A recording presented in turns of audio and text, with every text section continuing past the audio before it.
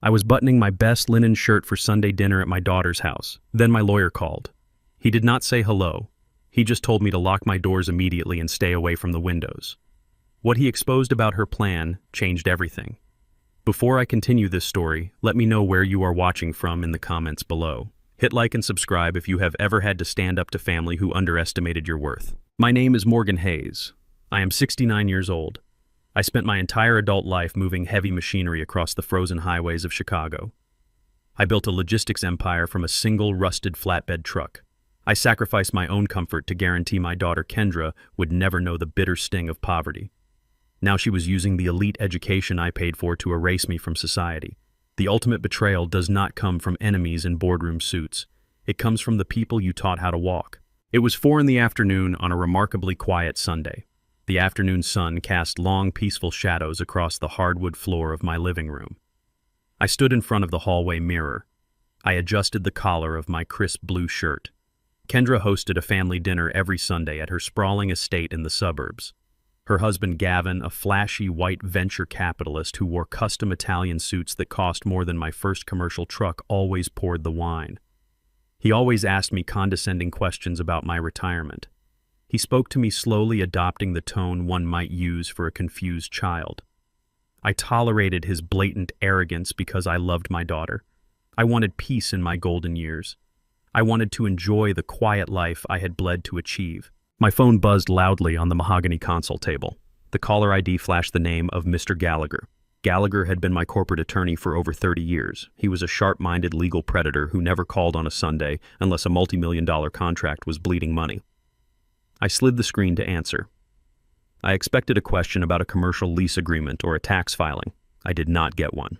Gallagher bypassed all pleasantries entirely. His voice was sharp, urgent, and breathless. He commanded me to lock my front door immediately. He ordered me to draw the heavy blinds and step away from the glass. I asked him if he had lost his mind. I told him I was leaving for Kendra's house in 10 minutes. I told him I had a bottle of expensive wine sitting on the counter ready to go. Gallagher took a harsh breath. He told me that if I walked through Kendra's front doors, I would never walk out again. My heart slammed against my ribs with the force of a freight train. The air in the room suddenly felt incredibly thin. I demanded a clear explanation. Gallagher laid out the nightmare with surgical precision. Kendra and Gavin had filed an emergency psychiatric petition with a corrupt county judge that very morning. They had bribed a private physician to sign a fraudulent affidavit. The document declared me severely demented, prone to violent outbursts, and a direct danger to myself.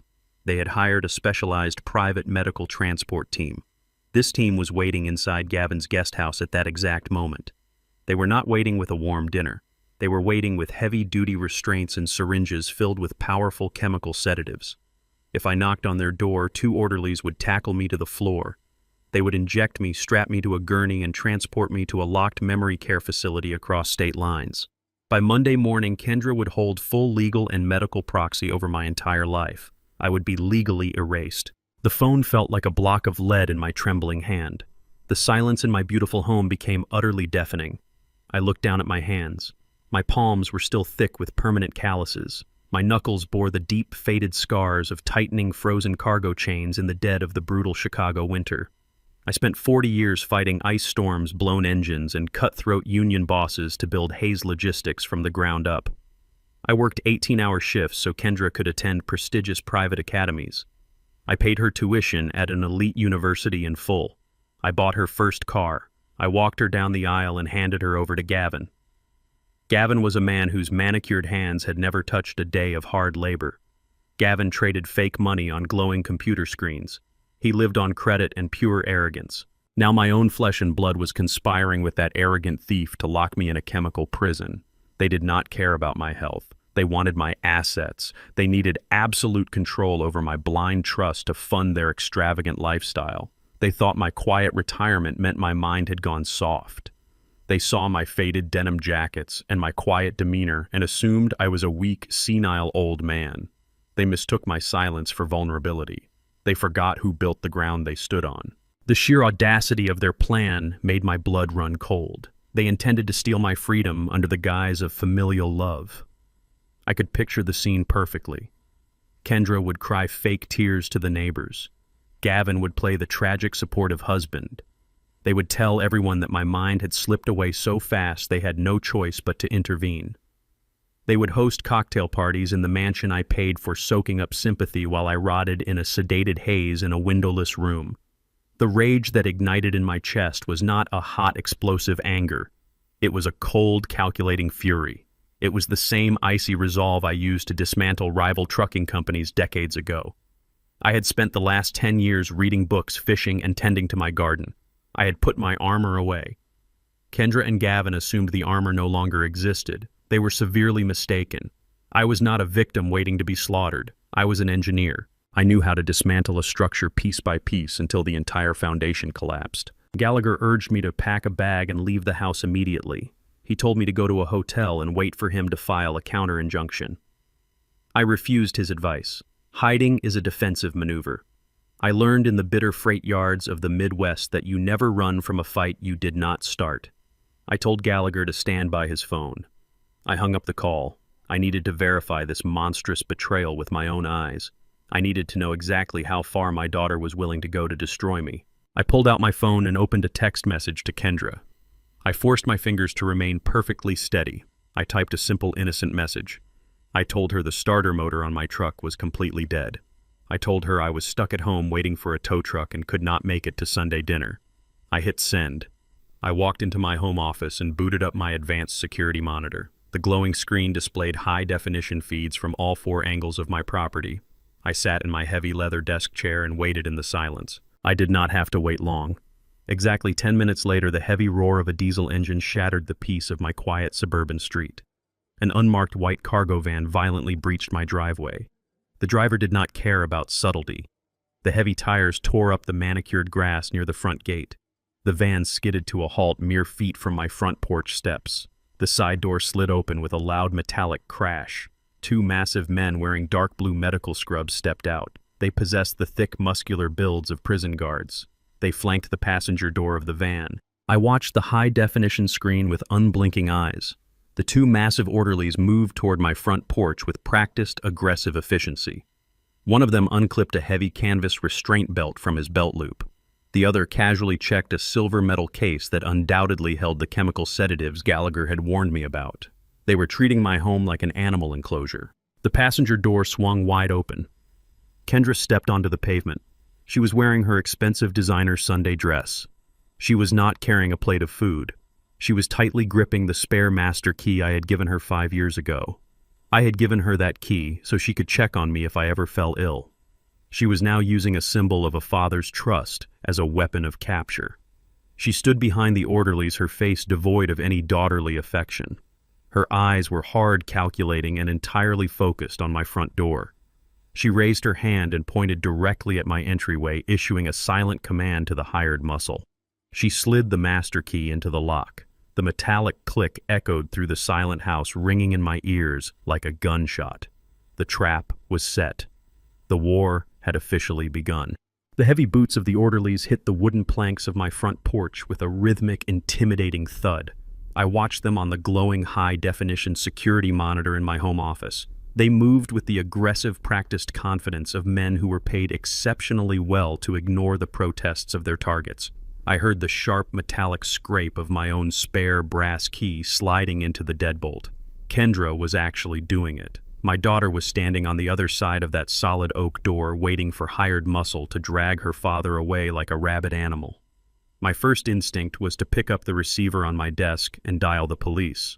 I reached for the phone but stopped halfway. I quickly killed that thought. Gallagher had warned me about the emergency psychiatric petition. Kendra held a forged medical proxy signed by a corrupt county judge. If the police arrived at my house, they would look at her official paperwork, look at the medical uniforms of the orderlies, and then look at me. They would step aside and let the transport team do their job. The legal system protects the paper, not the person. Calling the police would only guarantee my imprisonment in a chemically induced fog. I had to rely entirely on myself. I turned away from the security monitors. Panic is a luxury for the unprepared. I spent 40 years managing heavy freight crises across the icy, treacherous highways of the Midwest. When a logistics network collapses, you do not freeze. You isolate the vital assets and abandon the sinking cargo. My house was currently sinking cargo. I needed to move with absolute precision. I walked into my bedroom and pulled a dark leather duffel bag from the top shelf of the closet. I moved through the room, driven by pure muscle memory. I grabbed my passport from the bedside drawer and shoved it into the side pocket. I retrieved a prepaid burner phone I kept hidden for extreme emergencies. Then I walked over to the heavy iron floor safe concealed beneath the Persian rug. I spun the dial, the familiar mechanical clicks grounding my focus. I pulled out the thick, leather-bound ledger. This book contained the routing numbers, offshore shell company names, and encrypted access codes for the blind corporate trust I had built over decades in the shadows. This ledger was my ammunition. Without it, I was just an old man on the run with no leverage. With it, I held the absolute power to level Gavin's entire financial existence. I zipped the duffel bag shut. The sound of the lock turning at the front door echoed down the hallway. I remembered the exact afternoon I handed Kendra that spare brass key. She had just finished her master's degree. I placed the key in her palm and told her this house would always be her sanctuary no matter what happened in her life. She looked me in the eyes and promised she would only use it if I ever fell ill and needed her care. I believed her completely. Now she was twisting that symbol of a father's unconditional trust to orchestrate my permanent captivity. She was using my love as a weapon. The memory burned away the last remnants of my paternal hesitation. She had crossed a line that could never be uncrossed. She had declared war on the man who gave her everything. I would give her a masterclass in total destruction. The deadbolt clicked open, but the heavy steel security chain I had engaged earlier held the door firmly shut. I heard a muffled curse from the porch. One of the massive orderlies slammed his shoulder against the oak frame. The entire house shuddered from the impact. They were going to break the door down by brute force. I did not wait to watch them succeed. I slung the heavy leather duffel bag over my shoulder and headed straight for the basement stairs. The air grew cooler as I descended into the darkness of the lower level. I ignored the main wooden stairs leading back up to the kitchen. I moved directly toward the reinforced steel storm doors set into the concrete foundation. I had welded those heavy iron doors myself 20 years ago after a severe winter storm damaged the old wooden ones. I knew the exact angle required to lift the heavy iron latch without making a single sound. I pushed the steel doors upward with a steady, forceful heave. The bright afternoon sunlight flooded the dusty basement stairs. I climbed out into my backyard, carefully lowering the heavy doors back into place so they would not suspect my exit route. The heavy thud of a battering ram echoed from the front of my property. They were tearing my home apart to get to me. I kept my posture low, moving swiftly through the manicured shrubs toward the dense tree line that separated my property from the neighboring subdivision. The thick oak branches and tall bushes concealed my movement perfectly. I stood perfectly still behind the trunk of a massive oak tree. I listened closely. A loud, violent splintering of wood ripped through the quiet suburban air. The heavy front door had finally given way. I heard heavy boots storming across my hardwood floors. They were inside. Kendra was inside my sanctuary hunting me down. I did not look back at the house. I navigated the familiar wooded path that led away from my cul-de-sac and out toward the main commercial avenue. My breathing remained steady and controlled. I walked 2 blocks down the bustling street until I spotted a yellow city taxi idling near a corner coffee shop. I opened the rear door and slid onto the cracked vinyl seat. I instructed the driver to take me to the financial district downtown. The taxi pulled away from the curb, merging into the heavy afternoon traffic. I stared out the window, calculating my next tactical maneuver. Kendra and Gavin had initiated a hostile takeover of my life. Their first step was physical containment, which I had just evaded. Their immediate second step would be financial strangulation. I needed to secure the physical assets, bearer bonds, and emergency cash stored in my safety deposit box before they figured out how to freeze my identity completely. The taxi navigated the congested city streets, the towering skyscrapers casting long shadows over the pavement. I paid the driver in cash and stepped out in front of the towering glass facade of my primary bank. The air inside the main lobby was cool and sterile, humming with the quiet energy of high-level commerce. I walked directly toward the private banking suites. I had maintained an executive account at this branch for over 20 years. I expected the usual prompt, respectful service from the staff. Instead, I noticed a sudden chilling shift in the atmosphere. The bank manager, a sharp young man named Harrison, spotted me from across the polished marble floor. He stopped dead in his tracks. The color drained entirely from his face, leaving him looking sickly and terrified. He looked at me as if he were staring at a walking ghost. He quickly glanced around the lobby, checking to see who else was watching before rushing over to me. Harrison did not offer his hand to shake. He lowered his voice to a frantic, trembling whisper. He asked me what I was doing walking around the city. He told me I needed to step into his private office immediately before anyone else saw me. I followed him into the glass-walled room at the back of the suite. He locked the heavy door behind us and immediately pulled down the privacy blinds. I demanded that he explain his erratic behavior. Harrison leaned across his mahogany desk, his hands trembling slightly as he pulled up a file on his computer monitor. He stated that my son-in-law Gavin had been sitting in that exact chair less than an hour ago. Gavin had presented an emergency digital power of attorney to the bank executives. The document came complete with a forged state seal and a corrupt physician's signature. The paperwork officially declared me medically incapacitated and granted Gavin total unrestricted control over my surface-level wealth.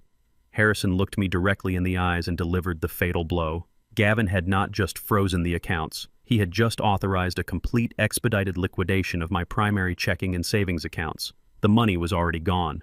Harrison's words hung in the sterile air of the glass-walled office. The money was already gone.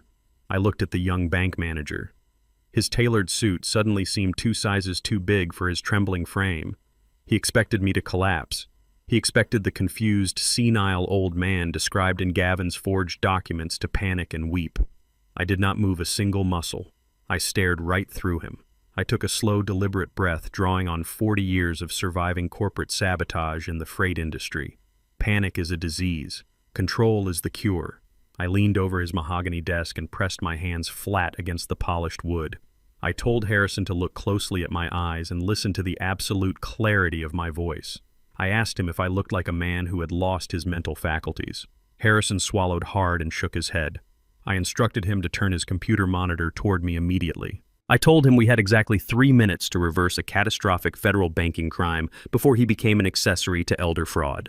Harrison fumbled with his keyboard. His fingers slipped on the keys as he brought up my personal portfolio. Gavin had executed a series of massive wire transfers draining my primary checking and high-yield savings accounts. He was funneling the cash into a phantom corporate holding company. Harrison stammered that the transfers were already processing in the automated clearinghouse system. I told him to override the standard terminal. I instructed him to access the biometric security protocol I had installed a decade ago. When I built Hayes Logistics, I dealt with international freight payments daily. I knew digital signatures could be faked. I knew passwords could be stolen. I mandated a physical biometric lock on all foundational assets. Harrison brought up the black screen of the override system. I placed my right thumb onto the glowing scanner embedded in his desk pad. The machine chimed a sharp metallic note.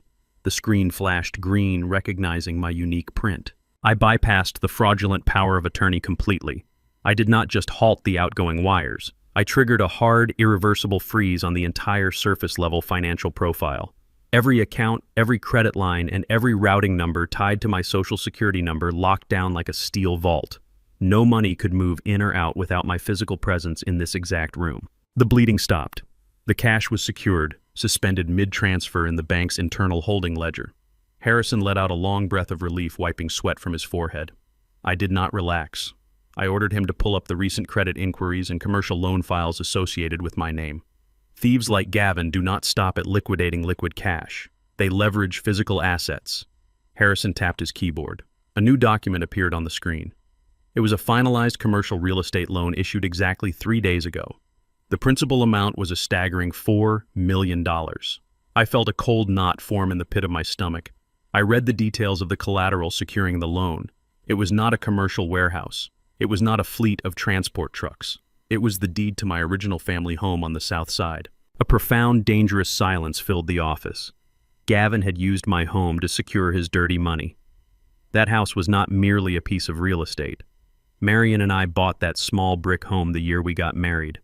We survived our hardest winters inside those walls. Marion spent her weekends kneeling in the dirt planting the vibrant blue hydrangeas that still bloomed along the front walkway. When the cancer took her 10 years ago, I sat by her hospital bed and held her fragile hand. I swore to her I would never sell that house. I promised I would keep it in the family forever as a testament to what we built from nothing. I had protected that deed with my life. Now Gavin had digitally forged my signature on a commercial lien. He had handed Marion's legacy over to a predatory lending firm to cover his own pathetic financial failures. He did not just try to rob me, he desecrated the only sacred thing I had left. The last trace of paternal mercy I held for my daughter vanished. Kendra knew exactly what that house meant to me. She had authorized this violation. Harrison interrupted my thoughts. He pointed a trembling finger at the bottom corner of his computer screen. A red notification box was flashing rapidly. He warned me that initiating a total biometric freeze automatically triggered a high-priority security alert. A text message and an automated phone call had just been dispatched to the primary authorized contact on the account. Gavin's phone was ringing right now. He knew the transfers had failed. He knew the accounts were locked. He knew I was alive, lucid, and fighting back. The element of total surprise was gone. I thanked Harrison for his cooperation. I advised him to document every second of our interaction for the inevitable federal investigation. I picked up my leather duffel bag and walked out of the bank. I stepped out onto the busy downtown sidewalk. The afternoon air felt sharper now. I pulled the burner phone from my bag and dialed Mr. Gallagher's direct line. He picked up on the first ring. I gave him a rapid tactical summary of the bank visit. I told him Gavin had forged a $4 million lien against Marion's house. I told him the surface accounts were frozen, but the enemy was now fully alerted to my movements. I instructed Gallagher to meet me in 20 minutes at an underground parking garage 3 blocks away from the financial district. I needed a secure environment away from street cameras and prying eyes. I walked briskly through the dense city crowds, keeping my head down and my posture unassuming. I reached the concrete depths of the parking structure. Gallagher's black sedan was already idling in the shadows on the lowest level. I opened the passenger door and slid inside. The heavy door shut, sealing out the noise of the city. Gallagher did not look panicked. He looked deadly serious. He wore his trademark gray suit, his jaw tight with professional aggression. He did not waste time asking how I felt. He reached into his leather briefcase and pulled out a thick, unmarked manila folder. He slid the confidential dossier across the center console. I picked it up. Gallagher explained that he had pulled every favor and called every contact he had within the financial regulatory sector over the past hour. The information contained inside those pages proved this situation was far more severe than a greedy son-in-law trying to steal his inheritance early. Gavin was not just greedy. He was desperate. I opened the heavy manila folder. The pages were dense with complex financial tracking wire transfer logs and classified regulatory flags. My eyes scanned the spreadsheets with the trained precision of a man who spent his life analyzing freight manifests and profit margins. I did not need a law degree to understand the devastating story these numbers told. Gavin had spent the last 3 years running a highly sophisticated Ponzi scheme. He had solicited millions from elite private investors under the guise of funding revolutionary tech startups. Instead of investing the capital, he used the fresh money to pay off the initial investors, skimming massive percentages off the top, to fund his bespoke suits, his imported cars, and the sprawling suburban estate where Kendra hosted her Sunday dinners. The entire foundation of their luxurious life was built on a crumbling house of cards. I flipped to the final page of the dossier. It contained a confidential alert from the Securities and Exchange Commission. The government watchdogs had flagged his accounts 30 days ago. They were actively assembling a grand jury to secure a federal indictment for wire fraud and massive corporate embezzlement. The net was closing around Gavin's neck. He was a trapped animal facing decades in a federal penitentiary. I looked up from the documents and met Gallagher's grim stare. The puzzle pieces violently snapped into place. Gavin did not just want my money to maintain his wealthy lifestyle. He needed an immediate massive infusion of untraceable cash to satisfy his furious investors and stall the federal investigation. He needed millions of dollars to plug the gaping hole in his fraudulent ledger before the government auditors kicked down his office doors. My $4 million family home was merely a temporary bandage to stop the bleeding. The ultimate prize was the blind corporate trust I had hidden in the shadows. The trust contained enough liquid capital to erase Gavin's crimes completely. But he could not access the trust through normal theft. He needed to be my legal guardian. He needed a judge to declare me incompetent so he could bypass the corporate firewalls and drain the trust legally. Kendra was not just a greedy daughter trying to steal her inheritance early. She was an active accomplice in a desperate criminal conspiracy to save her husband from federal prison. She was willing to chemically sedate her own father and lock him in a psychiatric ward for the rest of his natural life to protect her social status and her husband's freedom. The sheer, terrifying magnitude of their plot solidified my resolve into unbreakable iron. They were playing a game of total annihilation. I closed the manila folder and rested my calloused hand on the cover. I turned to Gallagher. I told him we were no longer playing defense. We were going to war. The pages inside the heavy manila folder were dense with complex financial tracking wire transfer logs and classified regulatory flags. My eyes scanned the spreadsheets with the trained precision of a man who had spent his life analyzing freight manifests and profit margins. I did not need a law degree to understand the devastating story these numbers told. Gavin had spent the last 3 years running a highly sophisticated Ponzi scheme. He had solicited millions from elite private investors under the guise of funding revolutionary logistics technology startups. The irony was sickening. He used the very industry I bled for to orchestrate his massive fraud. I looked at the forged routing schedules and the fake profit margins. Gavin had created dummy corporations and rented empty warehouse spaces to show his investors an illusion of rapid growth. The fuel expenditures were entirely blank. The transit times were mathematically impossible. Gavin was a child playing a dangerous game. Instead of investing the capital, he used the fresh money to pay off the initial backers. He skimmed massive percentages off the top to fund his bespoke Italian suits, his imported luxury cars, and the sprawling suburban estate where Kendra hosted her Sunday dinners. The entire foundation of their luxurious life was built on a crumbling house of cards. I flipped to the final page of the dossier. It contained a confidential alert from the Securities and Exchange Commission. The government watchdogs had flagged Gavin's accounts 30 days ago. They were actively assembling a grand jury. The federal auditors were preparing an immediate indictment for wire fraud and massive corporate embezzlement. The net was closing around Gavin. He was a trapped animal facing decades in a federal penitentiary. He needed an immediate, massive infusion of untraceable cash. He needed exactly $12 million by Friday to satisfy his furious investors and stall the federal investigation. The $4 million loan he fraudulently secured against my family home was merely a temporary bandage to stop the bleeding.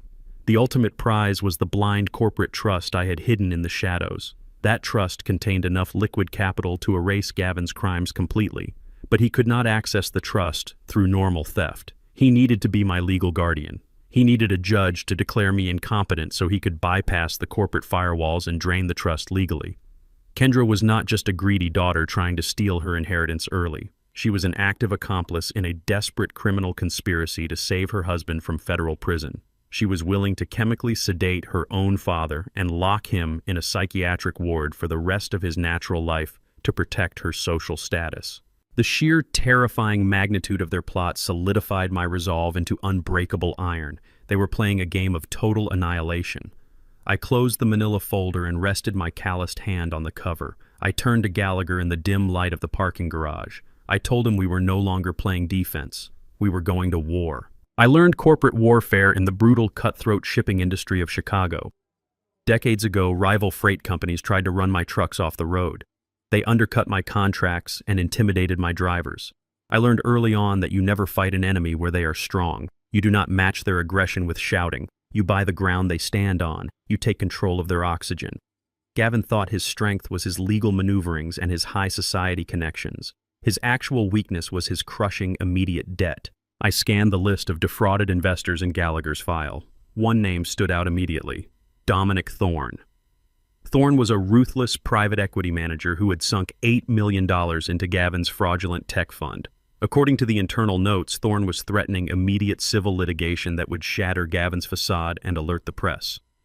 Thorne wanted his money back immediately, and he was willing to sell the debt at a severe loss just to wash his hands of the impending federal scandal.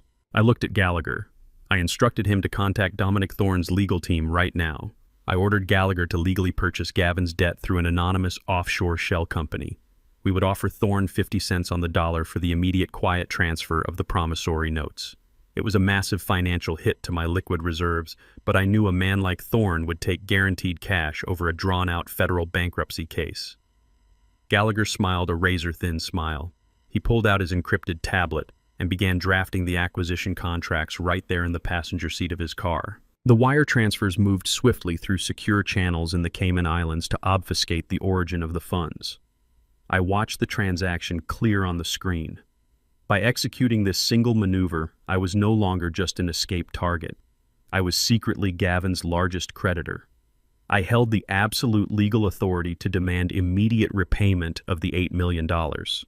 I held the leash around his neck. I could pull it whenever I chose, and Gavin would have absolutely no idea who was choking him to death. I instructed Gallagher to drop me off at a secure hotel on the edge of the financial district. I needed a secure environment away from street cameras and prying eyes to monitor the fallout. Gallagher handed me a fresh burner phone and a magnetic keycard to a penthouse suite registered under a corporate alias. He promised to keep monitoring the county court system for any further psychiatric petitions filed in my name. I stepped out of his car and walked into the sterile, quiet lobby of the hotel. I rode the private elevator to the top floor. The silence of the hotel room was a stark contrast to the violent upheaval of my life. I walked into the bathroom and splashed cold water on my face. Staring into the mirror, I reckoned with the permanent death of my family bond. The man looking back at me was no longer a father trying to understand his daughter. He was an engineer tearing down a corrupt structure. I walked over to the large windows and looked out over the sprawling city skyline. I had spent a lifetime building a fortress to protect my family, only to have them try and bury me beneath it. I walked over to the nightstand and turned on the television to drown out the heavy silence of the room. I flipped the channel to the local news broadcast. I intended to watch the weather report. Instead, the screen flashed a breaking news banner.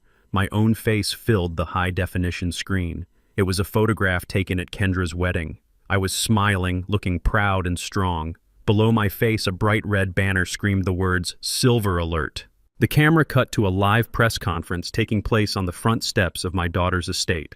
Kendra stood at a podium surrounded by a dozen local reporters and flashing camera lights. Gavin stood firmly by her side, holding her shoulder in a display of manufactured grief. Kendra stared directly into the camera lenses. Tears streamed down her face in a flawless, Oscar-worthy performance. Her voice cracked with perfectly calibrated sorrow. She begged the public to help find her severely confused and wandering father. She claimed my dementia had reached a critical stage and that I was suffering from severe paranoid delusions. She warned the city that I was a danger to myself and needed immediate medical restraint. Gavin stepped to the microphone and announced a massive $50,000 cash reward for any citizen who located me and contacted the authorities immediately. My heart hammered against my ribs. They were using the media to turn the entire city into their personal hunting party. Every person on the street was now a potential threat looking for a payout. I sat on the edge of the rigid mattress in my secure hotel room, staring at the flat-screen television mounted on the beige wall. My own face stared back at me.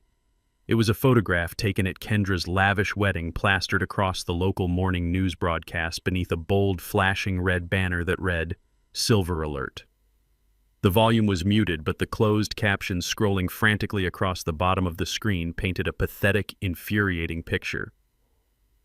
Kendra was standing in front of a cluster of news microphones on the manicured lawn of her estate. She was dabbing at her perfectly dry eyes with a monogrammed tissue. She begged the citizens of Chicago to help locate her wandering, severely confused father. Gavin stood firmly behind her, gripping her shoulder tightly, playing the role of the terrified, supportive son-in-law to perfection. They had weaponized my absence.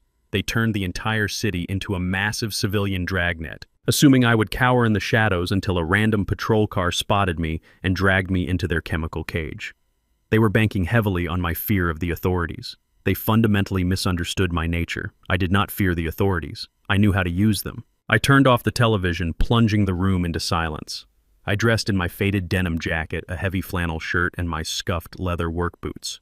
I left the burner phone and the physical ledger of the blind trust secured inside the hotel wall safe. I took nothing but my state-issued driver's license. I walked out into the brisk, biting morning air of the city. I did not hail a passing taxi. I did not want a digital record of a transaction. I walked the 6 blocks directly to the main downtown headquarters of the Chicago Police Department. The precinct was a towering, imposing structure of brutalist concrete and reinforced glass, a hub of controlled municipal chaos. I pushed through the heavy revolving doors and stepped into the bustling, brightly lit lobby. Uniformed officers moved briskly past me, clutching clipboards, radios, and steaming cups of coffee. I walked straight past the civilian waiting area and approached the elevated front desk. A heavy-set desk sergeant with graying hair and tired eyes was typing slowly on a mechanical keyboard. He did not look up until I placed my plastic driver's license flat on the scratched laminate counter. He glanced down at the card, read the name, and then looked up at my face. Recognition hit him instantly. His posture stiffened. His hand hovered instinctively over his shoulder radio. I did not give him the chance to escalate the situation into a public spectacle.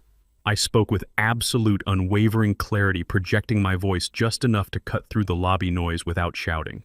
I stated my name for the record. I informed him that I was the primary subject of a fraudulent missing person report filed by individuals actively attempting to commit severe financial fraud against my estate. I demanded an immediate on-site evaluation by the precinct's independent psychological liaison. The desk sergeant blinked, thoroughly disarmed by my aggressive composure. He had expected a disoriented senior citizen rambling incoherently about stolen memories and lost streets. Instead, he was facing a man issuing precise, unyielding legal directives.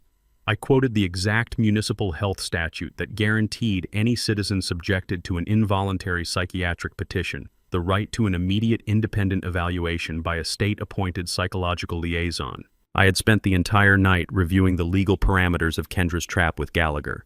The sergeant slowly pulled his hand away from his radio. He picked up his desk phone and dialed a specialized extension.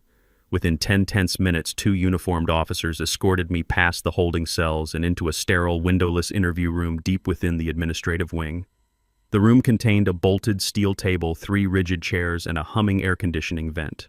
I sat down and folded my calloused hands on the cold metal surface. The heavy wooden door clicked open. A woman in a sharp gray blazer entered. She introduced herself as Dr. Eris Thorne, the precinct's chief psychological liaison.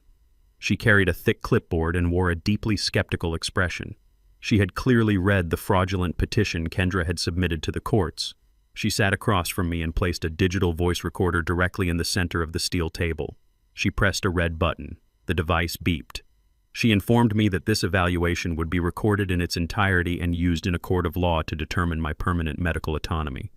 I nodded firmly. I looked her directly in the eyes and told her to begin. The evaluation was a relentless, grueling intellectual interrogation explicitly designed to break down the fragile facades of dementia. Dr. Thorne did not lob simple, patronizing questions about the current date, the season, or the name of the sitting president. She initiated highly complex cognitive stress tests. She asked me to recount reverse chronological sequences of my life, demanding I calculate descending mathematical intervals while simultaneously recalling obscure historical data and shifting variables. I did not hesitate. I did not stumble over a single syllable. I answered her rapid-fire questions with the rhythmic, mechanical precision of a ticking clock. When she shifted the evaluation to spatial reasoning and advanced cognitive mapping, she placed a series of blank grid papers on the table. She asked me to replicate intricate, asymmetrical geometric patterns from memory after viewing her master copies for only 10 seconds. I looked at the blank grids and felt a familiar, comforting calm wash over my mind. Dr. Thorne thought she was testing the limits of my short-term memory. She did not know she was challenging a man who had spent 40 years reading complex mechanical engineering schematics in the dimly lit cabs of massive diesel trucks. When an 18-wheeler suffers a catastrophic engine failure on an icy highway at 3 in the morning, you do not have the luxury of referencing a service manual. You memorize the internal geometry of the heavy transmission. You map the intricate web of pneumatic brake lines in your head. You calculate torque ratios in the dark. I picked up the pencil. I drafted her geometric patterns flawlessly, connecting the vertices with sharp, unyielding strokes. I did not just replicate her shapes. I corrected a minor structural flaw in one of her advanced spatial diagrams, pointing out that her load-bearing angle would collapse under pressure. Dr. Thorne sat back in her chair, lowering her clipboard. The professional skepticism vanished from her eyes, instantly replaced by genuine, undeniable astonishment. She spent 2 continuous hours probing every hidden corner of my psyche, aggressively searching for the slightest tremor of confusion, the faintest shadow of cognitive decline. She found absolutely nothing but hardened steel. She reached forward and turned off the digital voice recorder. She clicked her pen and signed her name with a flourish at the bottom of a heavy stack of official county forms. She pushed a formal declaration of competence across the steel table.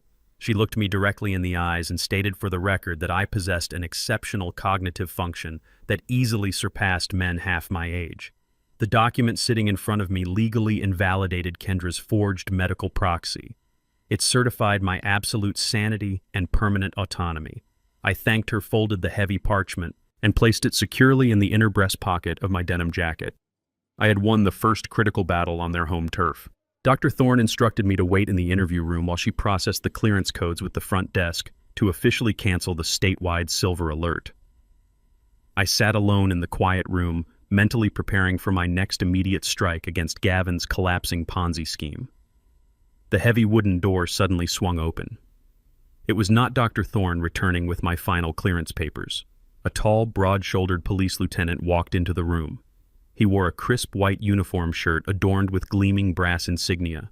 His name tag read Lieutenant Vance. I instantly recognized the sharp, arrogant set of his jaw. He carried a heavy manila folder tucked under his arm. He did not introduce himself. He closed the door behind him and locked the deadbolt from the inside. Lieutenant Vance walked around the steel table and leaned close to my face. He smelled heavily of expensive imported scotch and cheap cologne. He smirked, displaying a cruel, knowing expression that mirrored my son-in-law's arrogance perfectly. My mind raced, pulling up a specific memory. I remembered seeing Vance's face in the background of several photographs taken at Gavin's exclusive country club. Vance was Gavin's regular weekend golf partner.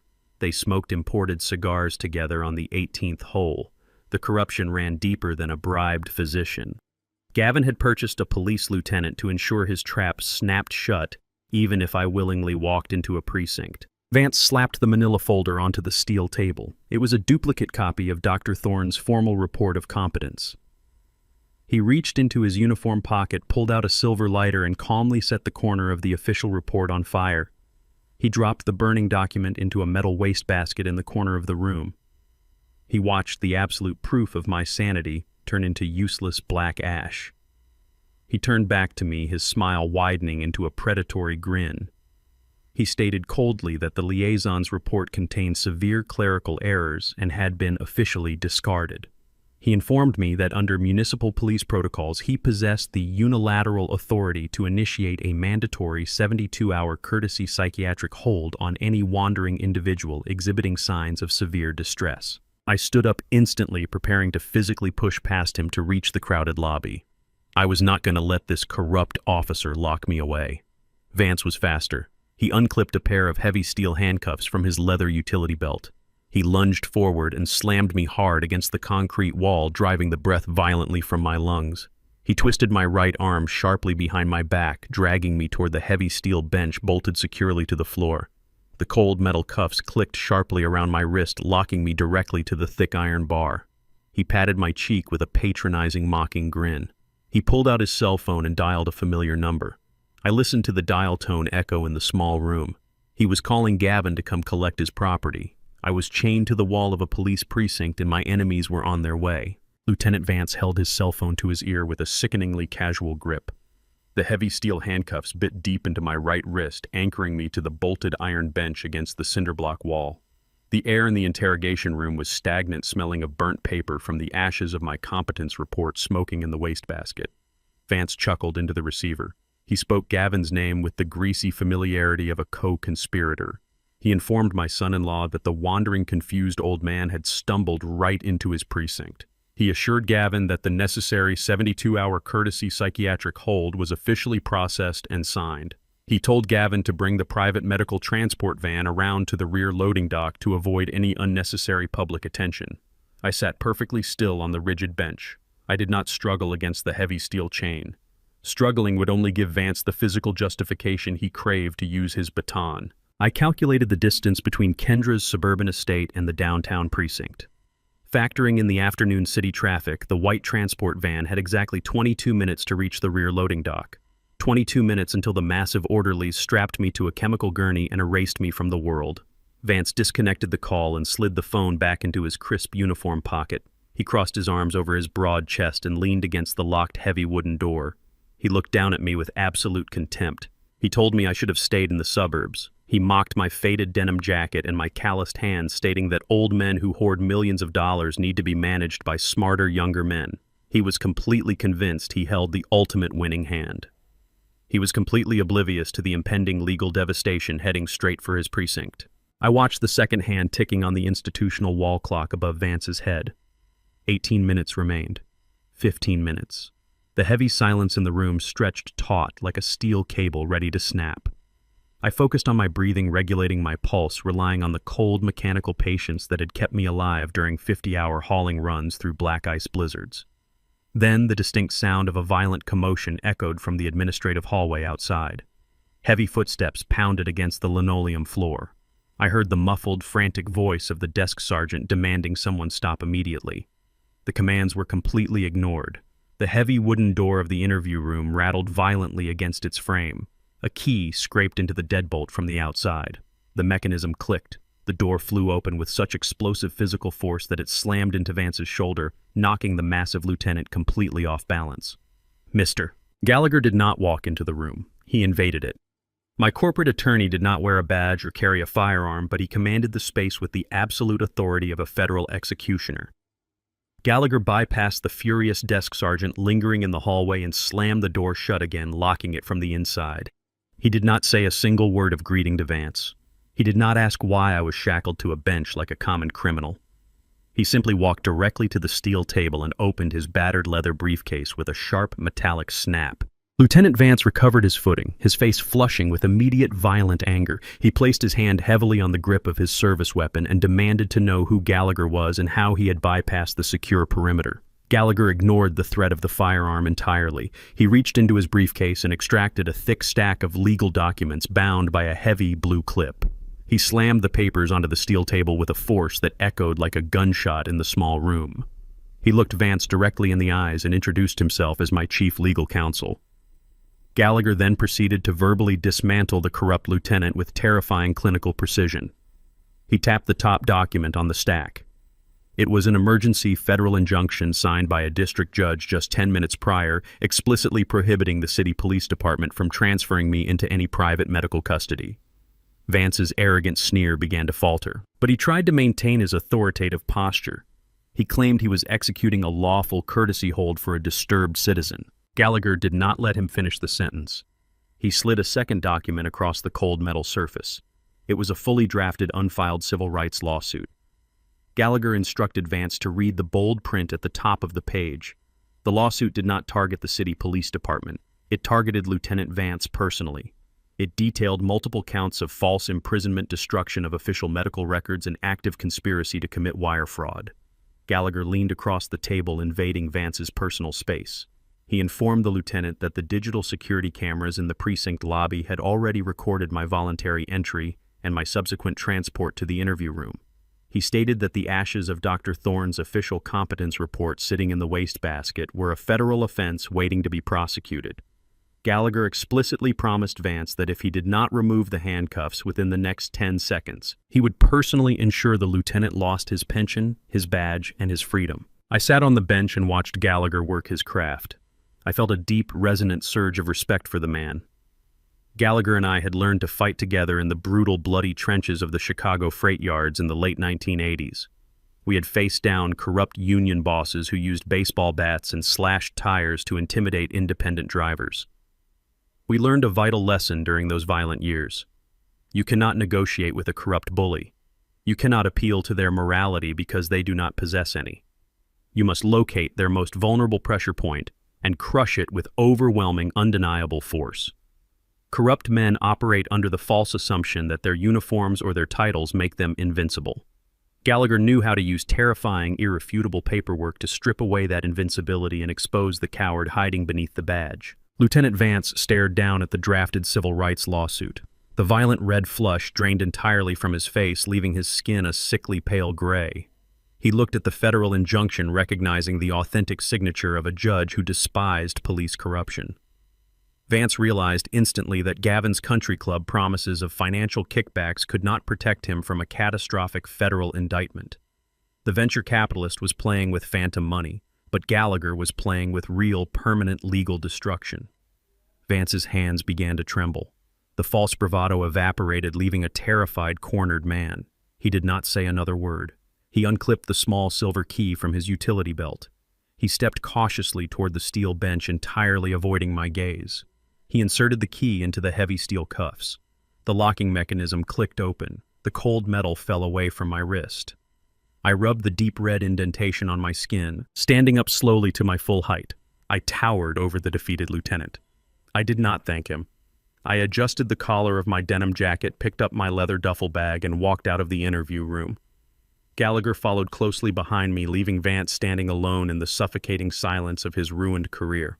We walked out of the concrete precinct and stepped onto the busy downtown sidewalk. The crisp, biting wind of the city hit my face, clearing the stagnant air of the holding cell from my lungs. I was a free man. The 72-hour psychiatric hold was officially dead. The white transport van pulling into the rear loading alley of the station would find absolutely nothing but an empty room and a terrified police lieutenant. However, as I stood on the pavement watching the yellow taxis speed past, a cold realization settled heavily over my mind. The element of total surprise was completely gone. I had frozen the massive bank accounts. I had secretly purchased Gavin's toxic corporate debt. I had legally blocked their medical transport. Gavin and Kendra now knew beyond a shadow of a doubt that I was fully awake, completely lucid, and actively fighting back with devastating legal force. They would not simply surrender.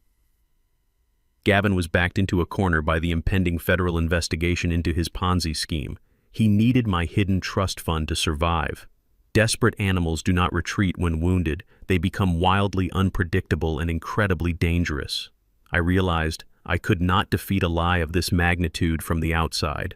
Hiding behind federal injunctions and hotel walls would only result in a prolonged, agonizing legal stalemate. Kendra would continuously spin her media narrative, crying to the local news stations about her missing demented father, slowly poisoning my legacy in the public eye. I needed to destroy their plot from the inside out. I needed to gather undeniable physical proof of their criminal conspiracy, and the only place that proof existed was inside their sprawling suburban fortress. I turned to Gallagher on the noisy sidewalk. I instructed him to put his briefcase away. I told him I needed him to draft a new, highly specific document immediately. Gallagher looked at me with deep concern, asking what kind of injunction I wanted next. I told him I did not want an injunction. I wanted a temporary surrender document. I explained my strategy with cold, mechanical precision. I was going to stop running. I was going to willingly walk straight into the belly of the beast. I was going to knock on Kendra's front door and hand myself over to their custody. Gallagher stared at me in absolute shock, telling me I was walking into a lethal trap. I looked back at the towering police precinct, then turned my gaze toward the affluent suburbs. I told my lawyer that a trap is only lethal if you do not know how it is built. I built the foundation of their entire world. I knew exactly how to tear it down. I grabbed my duffel bag and flagged down a passing taxi. It was time to go home to my daughter. The yellow taxi idled in front of the towering wrought iron gates of Kendra's estate. The sprawling property sat at the end of a private cul-de-sac surrounded by ancient oaks and meticulously manicured hedges. I paid the driver in cash and stepped out onto the cobblestone driveway. I slung my heavy leather duffel bag over my shoulder. I stood in the shadow of the massive stone pillars. It was time to become the exact victim they desperately wanted me to be. I let my shoulders slump forward. I relaxed my jaw and allowed my eyes to glaze over with a manufactured, vacant exhaustion. I slowed my breathing, adopting the shallow, erratic rhythm of a frightened, disoriented old man whose spirit had finally shattered under the weight of a confusing world. I walked up the long, sweeping driveway with a deliberate, shuffling gait. I reached the grand mahogany front doors and rang the brass bell. I waited in the cold evening air. The heavy door swung open. Kendra stood in the entryway. Gavin was right behind her. For a fraction of a second, I saw pure, unadulterated panic flash across their faces. They knew I had escaped the police precinct. They knew my lawyer had ambushed their corrupt lieutenant. They expected me to be halfway across the country securing my assets from a fortified legal bunker. They never expected me to willingly walk directly into their primary stronghold. I played my part flawlessly. I let my duffel bag slip from my shoulder, hitting the marble foyer floor with a dull thud. I looked at Kendra with wide, vulnerable eyes. I told her I was so incredibly tired. I whispered that the police had yelled at me, that everything was so confusing, and that I just wanted to go to sleep. The panic on their faces instantly melted into predatory triumph. Gavin exchanged a quick, arrogant look with my daughter. In their greedy, arrogant minds, the narrative made perfect sense. They assumed Gallagher had managed to spring me from the precinct on a legal technicality. but the sheer stress of the interrogation and the handcuffs had broken my fragile, aging mind. They believed I had wandered back to the only familiar place I knew, seeking comfort from the very people trying to destroy me. Kendra immediately shifted into the role of the tragic, loving caregiver. She reached out and gripped my arm with fake, sickening tenderness. She guided me over the threshold. She told me I was completely safe now, and that she was going to take perfect care of me. Gavin picked up my duffel bag with a smug, self-satisfied grin. He locked the heavy front doors, engaging the deadbolts with a sharp final click. I was officially locked inside the fortress. They ushered me past the grand, sweeping staircase and led me down the long, shadowed hallway toward the secluded downstairs guest suite. The room was expansive, decorated in cold, modern tones, with heavy velvet curtains drawn tightly over the reinforced windows. Gavin dropped my bag onto the edge of the plush, king-sized bed. He told me to get some rest and promised they would sort out all the confusing paperwork in the morning. Kendra offered a hollow, terrifying smile and closed the heavy oak door. I heard the lock engage from the outside. The second the lock clicked, my frail, trembling posture vanished completely. I straightened my back, rolling the tension out of my broad shoulders. My mind shifted instantly back into the cold, calculating rhythm of a corporate tactician. I surveyed the luxurious prison cell. I did not turn on the bedside lamps. I moved silently in the dark, navigating the room by the pale moonlight leaking through the edges of the heavy curtains. I needed to establish an information pipeline directly into their strategic planning sessions. I needed to hear their unvarnished panic. I sat on the edge of the mattress and waited in the absolute silence of the sprawling mansion. I watched the digital clock on my burner phone glow in the darkness. Midnight passed. 1 in the morning passed. I waited until exactly 2 in the morning, ensuring the massive house had settled into its deepest, quietest sleep. I stood up and moved deliberately toward the far wall of the guest suite. I stopped directly beneath a large rectangular air conditioning vent set high up near the crown molding. I did not need a blueprint to understand the acoustic layout of this mansion. I supervised the construction of this exact house from the ground up. I paid the contractors in full as a lavish wedding gift when Kendra married Gavin. I remembered standing in this very room a decade ago, arguing fiercely with the chief HVAC foreman. I had demanded premium sound dampening insulation for the central ductwork. The contractor, looking to cut corners and maximize his own profit margins, had installed standard hollow aluminum baffling instead. I knew exactly where this specific return air vent led. The ductwork formed a straight, uninsulated vertical shaft leading directly up into the floorboards of Gavin's primary home office on the second level. It was a massive architectural flaw that carried sound waves perfectly. It was now the greatest tactical weapon in my arsenal. I pulled a sturdy wooden chair from the writing desk and placed it quietly beneath the vent. I stepped onto the chair, balancing my weight perfectly to avoid creaking the floorboards. I reached into my pocket and retrieved a small metal coin. I used the edge of the coin to slowly unscrew the 2 flathead bolts securing the painted metal grate. The screws turned smoothly. I carefully lifted the metal cover away and set it on the top of the wardrobe. I reached into the breast pocket of my denim jacket and pulled out a high-capacity digital micro-recorder. I had instructed Gallagher to purchase the device with untraceable cash before he dropped me off. I clicked the small red switch on the side, activating the voice-activated recording function. I reached deep into the cold aluminum ductwork and wedged the tiny black rectangle firmly onto a small metal lip just below the second-floor joists. I replaced the vent cover and tightened the screws. I stepped down from the chair, returning it exactly to its original position. The Trojan horse was officially planted. I lay down on the bed and closed my eyes, resting my body while my mind continued to calculate the next sequence of destruction. The morning sun pierced the edge of the velvet curtains. The house remained deadly quiet. It was 6 in the morning. I knew Gavin was an early riser, prone to pacing his office while the stock markets opened. I quietly stood on the chair, unscrewed the vent, and retrieved the micro-recorder. I replaced the grate, stepped down, and sat on the edge of the bed. I plugged a single small earpiece into the device and hit play. I fast-forwarded through hours of dead silence until the audio spiked with the sound of heavy footsteps pacing across hardwood floors. The acoustic quality of the hollow ductwork was terrifyingly clear. I heard Gavin's voice echoing loudly through the speaker. He was bordering on total hysteria. He was shouting into his cell phone, demanding to know why his commercial loan transfers were completely blocked. He cursed the bank manager.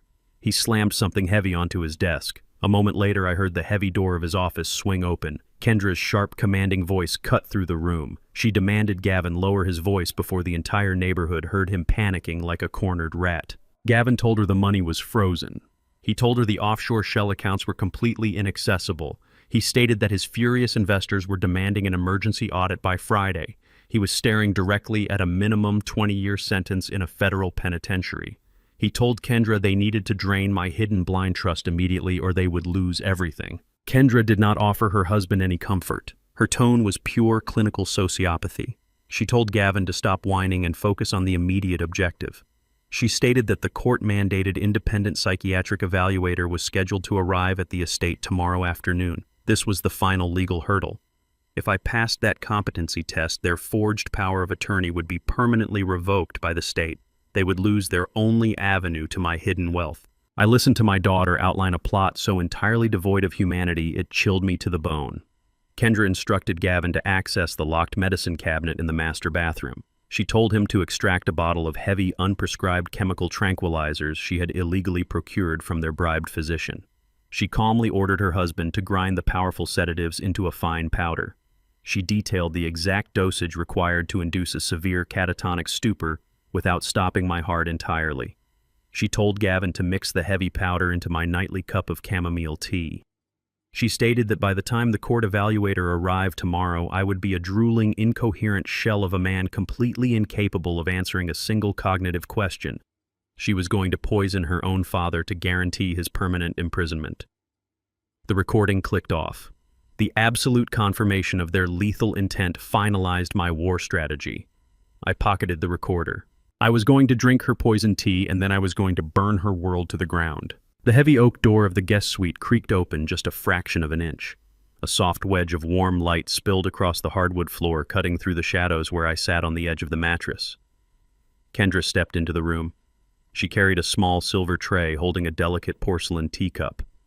A thin wisp of steam curled upward from the amber liquid. The sweet floral scent of chamomile drifted through the stagnant air of the suite. She wore a soft knitted sweater and a gentle, deeply manufactured smile. She looked exactly like a devoted daughter checking on an ailing father. I knew the truth.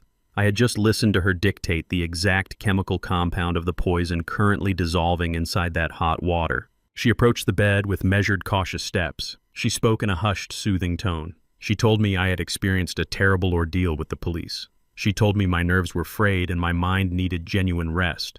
She offered the tea as a remedy for the confusion she claimed was destroying my brain.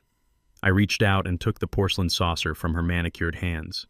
The ceramic was warm against my calloused skin. I looked at her face. Her eyes held a chilling emptiness. There was absolutely no hesitation in her posture. She was watching me hold a cup of powerful, unprescribed sedatives, fully expecting me to drink myself into a permanent cognitive blackout. I nodded slowly. I forced my hands to tremble slightly. I played the role of the exhausted, defeated patriarch surrendering to his loving caretaker. I told her the tea smelled wonderful.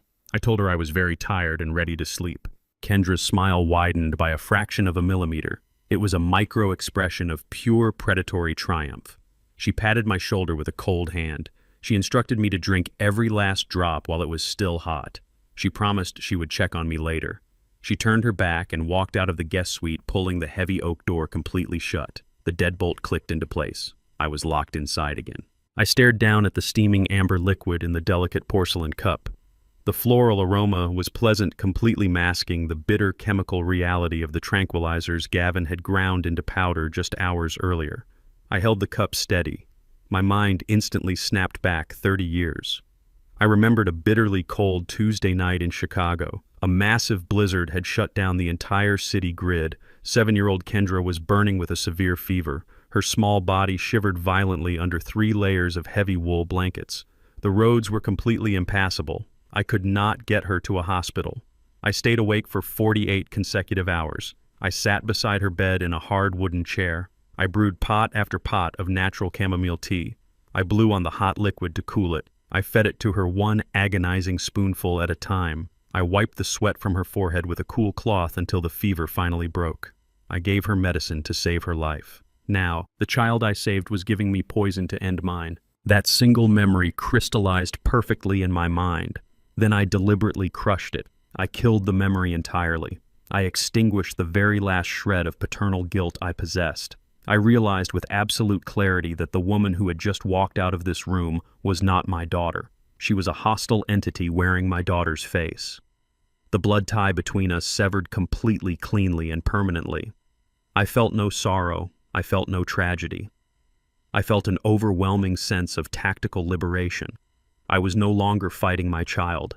I was dismantling an enemy operative who was actively trying to destroy my life. I stood up from the mattress. The floorboards were old and prone to creaking under heavy weight. I moved across the room with the precise, deliberate steps of a predator. I bypassed the adjoining bathroom entirely. If I poured the poisoned tea down the ceramic sink, the lingering chemical residue would inevitably coat the porcelain drain. If Gavin or his corrupt medical associates possessed half a brain, they would swipe the sink to verify I had ingested the drugs. I could not afford a single forensic mistake. I needed a completely untraceable disposal method. My eyes locked onto a large, decorative potted ficus plant positioned in the far corner of the guest suite near the heavy velvet curtains. The ceramic pot was massive, filled with dark, nutrient-rich potting soil. I walked silently over to the corner. I knelt beside the heavy planter. I tilted the porcelain teacup and poured the hot, drugged liquid directly into the dry dirt at the base of the thick, green trunk. The dark soil absorbed the liquid, instantly drinking the tranquilizers down into the root system without leaving a single trace on the surface. The sweet smell of chamomile dissipated into the earthy scent of the potting soil. I did not empty the cup completely. Leaving a pristine, bone-dry cup would look highly suspicious. A man drinking hot tea naturally leaves a small amount of liquid gathering at the bottom rim. I left exactly 3 amber drops pooled at the base of the porcelain. I carried the cup back across the room and set it gently on the wooden nightstand beside the bed. It looked perfectly consumed. The visual evidence of my compliance was flawless. Now I had to master the physical performance of a heavily sedated victim. I knew exactly how these powerful chemical tranquilizers operated. They did not just induce sleep, they induced a heavy, paralytic stupor. They relaxed the facial muscles, entirely caused the jaw to slacken, and forced the respiratory system into a shallow, rhythmic crawl. If the corrupt doctor walked into this room and found me sleeping like a normal man, he would instantly know the dosage had failed. I had to fake a chemical coma. I kicked off my heavy leather work boots. I lay down on top of the plush duvet. I did not pull the blankets over my body. A man hit by a massive dose of tranquilizers simply collapses where he sits. I let my right arm dangle lifelessly over the edge of the mattress, my fingers brushing against the hardwood floor. I focused entirely on my autonomic nervous system. I slowed my breathing deliberately, pulling shallow, dragging breaths into the top of my lungs. I relaxed the muscles in my neck. I allowed my jaw to drop open slightly. I let my eyelids flutter shut, leaving them parted just a fraction of an inch so only the white slivers of my eyes were visible. I transformed my body into dead weight. I lay in the profound silence of the locked guest suite. My mind remained razor-sharp, calculating the seconds, mapping the variables of the impending confrontation. I was a loaded weapon hiding in plain sight. I listened to the ambient sounds of the massive house settling around me. I heard the distant, muffled hum of the central air conditioning unit. I heard the faint rattle of the wind against the exterior window panes. Then the silence of the hallway shattered. The heavy, unmistakable sound of hard leather shoes echoed against the polished marble tiles outside my door. It was not the light, quick step of my daughter.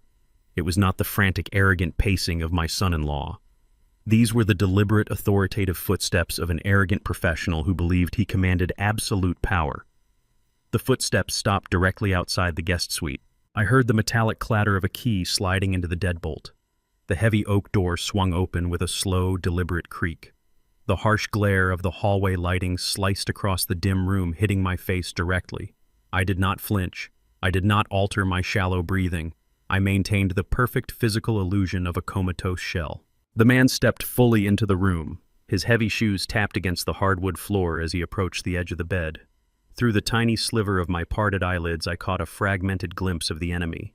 He wore an expensive tailored charcoal suit instead of a traditional white medical coat. He carried a thick metal clipboard in his left hand. Clipped to the top of the board was a heavy stack of official county medical forms. The forms were entirely pre-filled. The diagnosis was already written in black ink. The doctor had not come to evaluate my cognitive function. He had come to rubber stamp a fraudulent diagnosis of severe irreversible dementia for a hefty offshore bribe. The executioner had arrived to sign my death warrant. The man standing at the foot of my bed did not bother to check my pulse. He did not lean in to observe my respiration or examine the dilation of my pupils. He was a physician in name, only a highly paid mercenary hired to execute a medical assassination. He stood under the harsh glare of the recessed ceiling lights, tapping an expensive gold pen against his metal clipboard. I recognized his type instantly. He was a creature of affluent country clubs and private mahogany offices, a man who sold his medical ethics for offshore wire transfers and untraceable cash. He flipped past the first 3 pages of the evaluation without reading a single word. He went straight to the final signature line. He was entirely prepared to legally declare me a permanent ward of the state, while believing I was floating in a chemically induced void. I did not groan, I did not rub my eyes or stretch my stiff limbs. I simply opened my eyes, fully locked my gaze onto his face, and sat up perfectly straight on the edge of the mattress. The doctor jolted backward. The gold pen slipped from his manicured fingers and clattered onto the hardwood floor. His breath caught in his throat. He stared at me with wide, terrified eyes, completely unable to process the absolute lucidity radiating from my posture. He had been explicitly guaranteed by my daughter that I would be heavily sedated, unable to form a coherent sentence, let alone sit upright with the rigid, unyielding posture of a military commander. He scrambled to regain his professional composure. He hastily bent down, retrieved his pen, and cleared his throat. He forced a patronizing, sickeningly gentle smile onto his pale face. He asked me how I was feeling. He spoke to me slowly, articulating his words as if addressing a confused, frightened toddler. He asked me if I knew what day of the week it was, and if I understood why my loving family had brought him here to help me find peace. I did not let him finish his rehearsed, condescending script. I stood up from the mattress, rising to my full height. I stepped forward, invading his personal space, forcing him to crane his neck to maintain eye contact. I spoke with a chilling, absolute clarity that completely shattered his fragile medical authority. I stated his full legal name. I recited his home address. I listed his primary medical license number. I watched the fake, patronizing smile vanish entirely from his face, replaced by a deep, dawning realization that he had walked into a catastrophic trap. He took another step backward, his hip hitting the edge of the heavy wooden writing desk. He clutched his metal clipboard against his chest like a useless shield. I reached into the inner pocket of my denim jacket. I bypassed the official police competence report I had secured earlier in the day. Instead, I withdrew a single folded sheet of standard printer paper. I snapped it open and slapped it face down onto the smooth surface of the coffee table separating us. I ordered him to look at the numbers. The doctor hesitated, his eyes darting toward the locked door, searching for an escape route that did not exist. I pointed to the paper again. He slowly lowered his gaze to the document. It was not a medical chart. It was a high-resolution photocopy of a secure banking deposit slip from a notoriously secretive offshore financial institution located in the Cayman Islands. The document clearly displayed a recent massive deposit of $250,000. The routing number originated directly from one of Gavin's bleeding corporate shell accounts. The receiving account was registered to a discreet holding company bearing the doctor's exact initials. The doctor's face turned the color of wet ash. He began to stammer desperately, attempting to formulate a plausible denial. He claimed the document was a fabrication. I leaned over the coffee table and silenced him with a single sharp command. I explained to him exactly who he was dealing with. Long before Gavin was playing with venture capital and digital spreadsheets, I spent decades operating in the brutal, unforgiving shipping yards of Chicago. I fought against hardened, ruthless union bosses who stole entire 50-foot shipping containers in the dead of winter. I spent years tracking millions of dollars of stolen freight through a labyrinth of forged paper manifests, dummy corporations, and corrupted cargo manifests. I learned how to hunt invisible money in the dark alongside men like Gallagher. I told the trembling physician that tracing a clumsy, panicked digital wire transfer made by a desperate, indebted venture capitalist was child's play. Gavin was an amateur playing a dangerous game, and he had foolishly implicated a licensed medical professional in a massive federal financial conspiracy. I outlined his immediate future with ruthless mechanical precision. I informed him that my attorney was currently sitting in a black sedan parked 3 blocks away from the estate gates. I stated that if I did not walk out of this room with a completely clean bill of health, That exact offshore deposit slip would be simultaneously faxed to the State Medical Licensing Board, the regional director of the Federal Bureau of Investigation, and the Criminal Investigation Division of the Internal Revenue Service.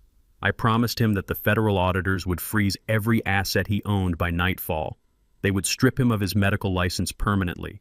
They would seize his private practice, his luxury vehicles, and his pristine suburban home. He would spend the next 15 years of his life in a federal penitentiary for accepting a $250,000 bribe to commit severe medical fraud and elder abuse. The doctor stared at the offshore deposit slip. His hands shook so violently that the metal clipboard rattled against his expensive suit buttons. He looked at me, realizing I held the absolute power to annihilate his entire existence. He possessed absolutely no loyalty to Gavin. Men who sell their signatures for cash have no allegiance to anything but their own survival.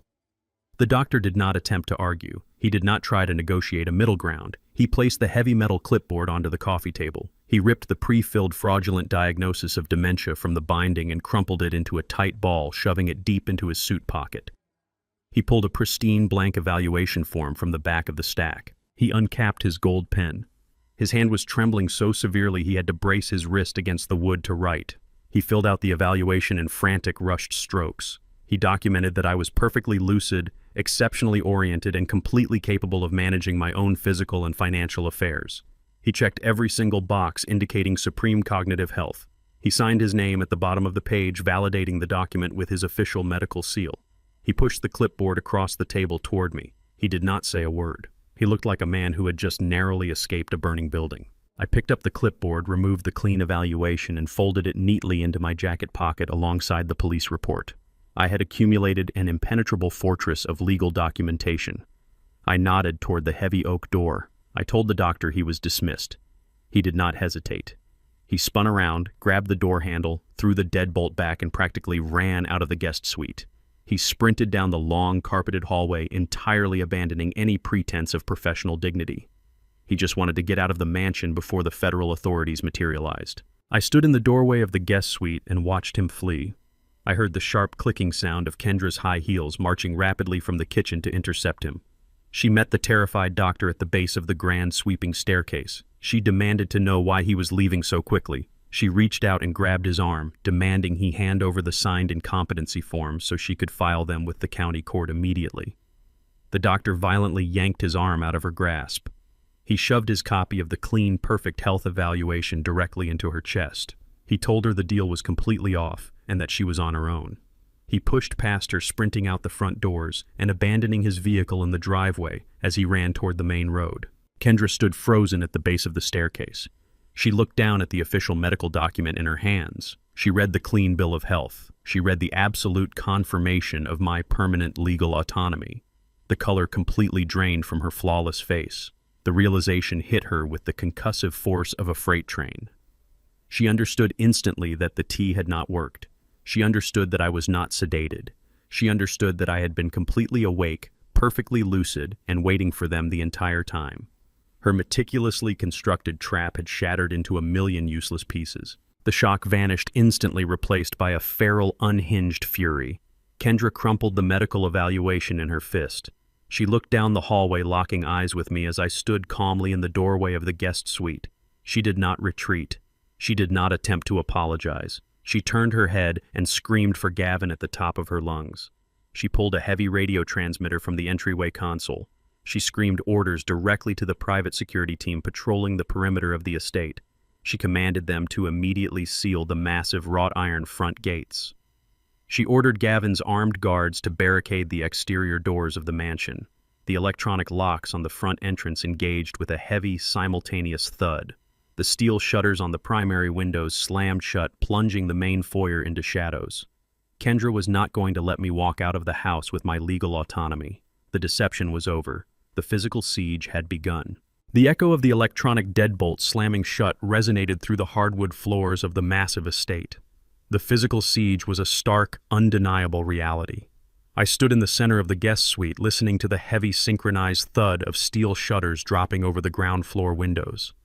The natural daylight vanished, entirely replaced by the harsh artificial glare of the recessed ceiling fixtures. Kendra had completely abandoned her carefully crafted media narrative. The statewide silver alert was entirely useless to them now. The fraudulent medical evaluation was gone, carried out the front door by a terrified, compromised physician. They had exhausted their subtle legal maneuvers and their chemical weapons. They were left with nothing but raw, desperate extortion. I did not move toward the locked door. I did not attempt to force the heavy brass handle or shout for assistance. I simply stood in the center of the room and waited for the inevitable escalation. The sound of aggressive heavy boots marching down the corridor announced their arrival. The lock clicked sharply and the heavy oak door was shoved open with violent force. Gavin stepped into the room. He was no longer playing the part of the polished, concerned son-in-law. His designer tie was torn loose, hanging haphazardly around his neck, and his expensive dress shirt was wrinkled and stained with nervous sweat. His face was a mask of feral panic and unrestrained aggression. He was flanked by two massive private security contractors. They wore unmarked black tactical gear and carried heavy steel batons on their reinforced utility belts. They stepped into the suite and crossed their thick arms, completely blocking the only exit. They were not there to ensure my safety or escort me to a hospital. They were hired muscle paid in untraceable cash to enforce Gavin's ultimate desperation. Gavin marched directly toward me, closing the physical distance until I could smell the stale coffee and sheer undeniable terror radiating from his skin. He slammed a thick stack of legal documents onto the smooth surface of the writing desk. He pointed a trembling, aggressive finger directly at my chest. He dropped all familial pretenses and stated his demands with absolute clarity. He informed me that I was not leaving this room, this house, or this estate until I signed over the primary corporate trust. He threatened to have the guards beat me until my hands were shattered and then physically force my broken fingers to forge the signature anyway. He was a cornered, terrified rat willing to commit violent, undeniable extortion to save himself from a 20-year sentence in a federal penitentiary. I did not flinch at his physical threats. I looked entirely past his sweating red face and focused my gaze on the open doorway. Kendra stood safely out of reach behind the wall of hired muscle. She wore a pristine white cashmere sweater and an expression of absolute chilling indifference. Her eyes were cold, dead voids, completely devoid of any familial hesitation or moral conflict. She nodded slowly, offering her husband her full, silent endorsement of physical violence against her own father. I stared at her face, and a highly specific memory suddenly crystallized in my mind. 3 decades ago, we were sitting at a scratched Formica kitchen table in our old neighborhood. Kendra was 8 years old, sobbing uncontrollably over a failed mathematics report card that required a mandatory parental signature. I had wiped away her tears, taken a blue ink pen, and showed her exactly how to trace the looping, distinct curves of my signature. It was meant to be a harmless, rebellious joke between a father and his little girl, a secret way to make her smile when she felt defeated by the world. I looked at the cold, calculating woman standing in the hallway, and the brutal truth locked into place with devastating clarity. She had not hired a professional corporate forger to secure that initial $4 million bank loan against my family home. She had used that exact childhood tracing technique. She had weaponized a moment of pure fatherly comfort to commit massive financial fraud. The realization severed the final, microscopic thread of paternal guilt I carried in my chest. The man standing in this room was no longer her father. I was an executioner preparing a corporate guillotine. I turned my attention back to Gavin. He was breathing heavily, his fist clenched tight around a gold fountain pen, waiting for me to fight back.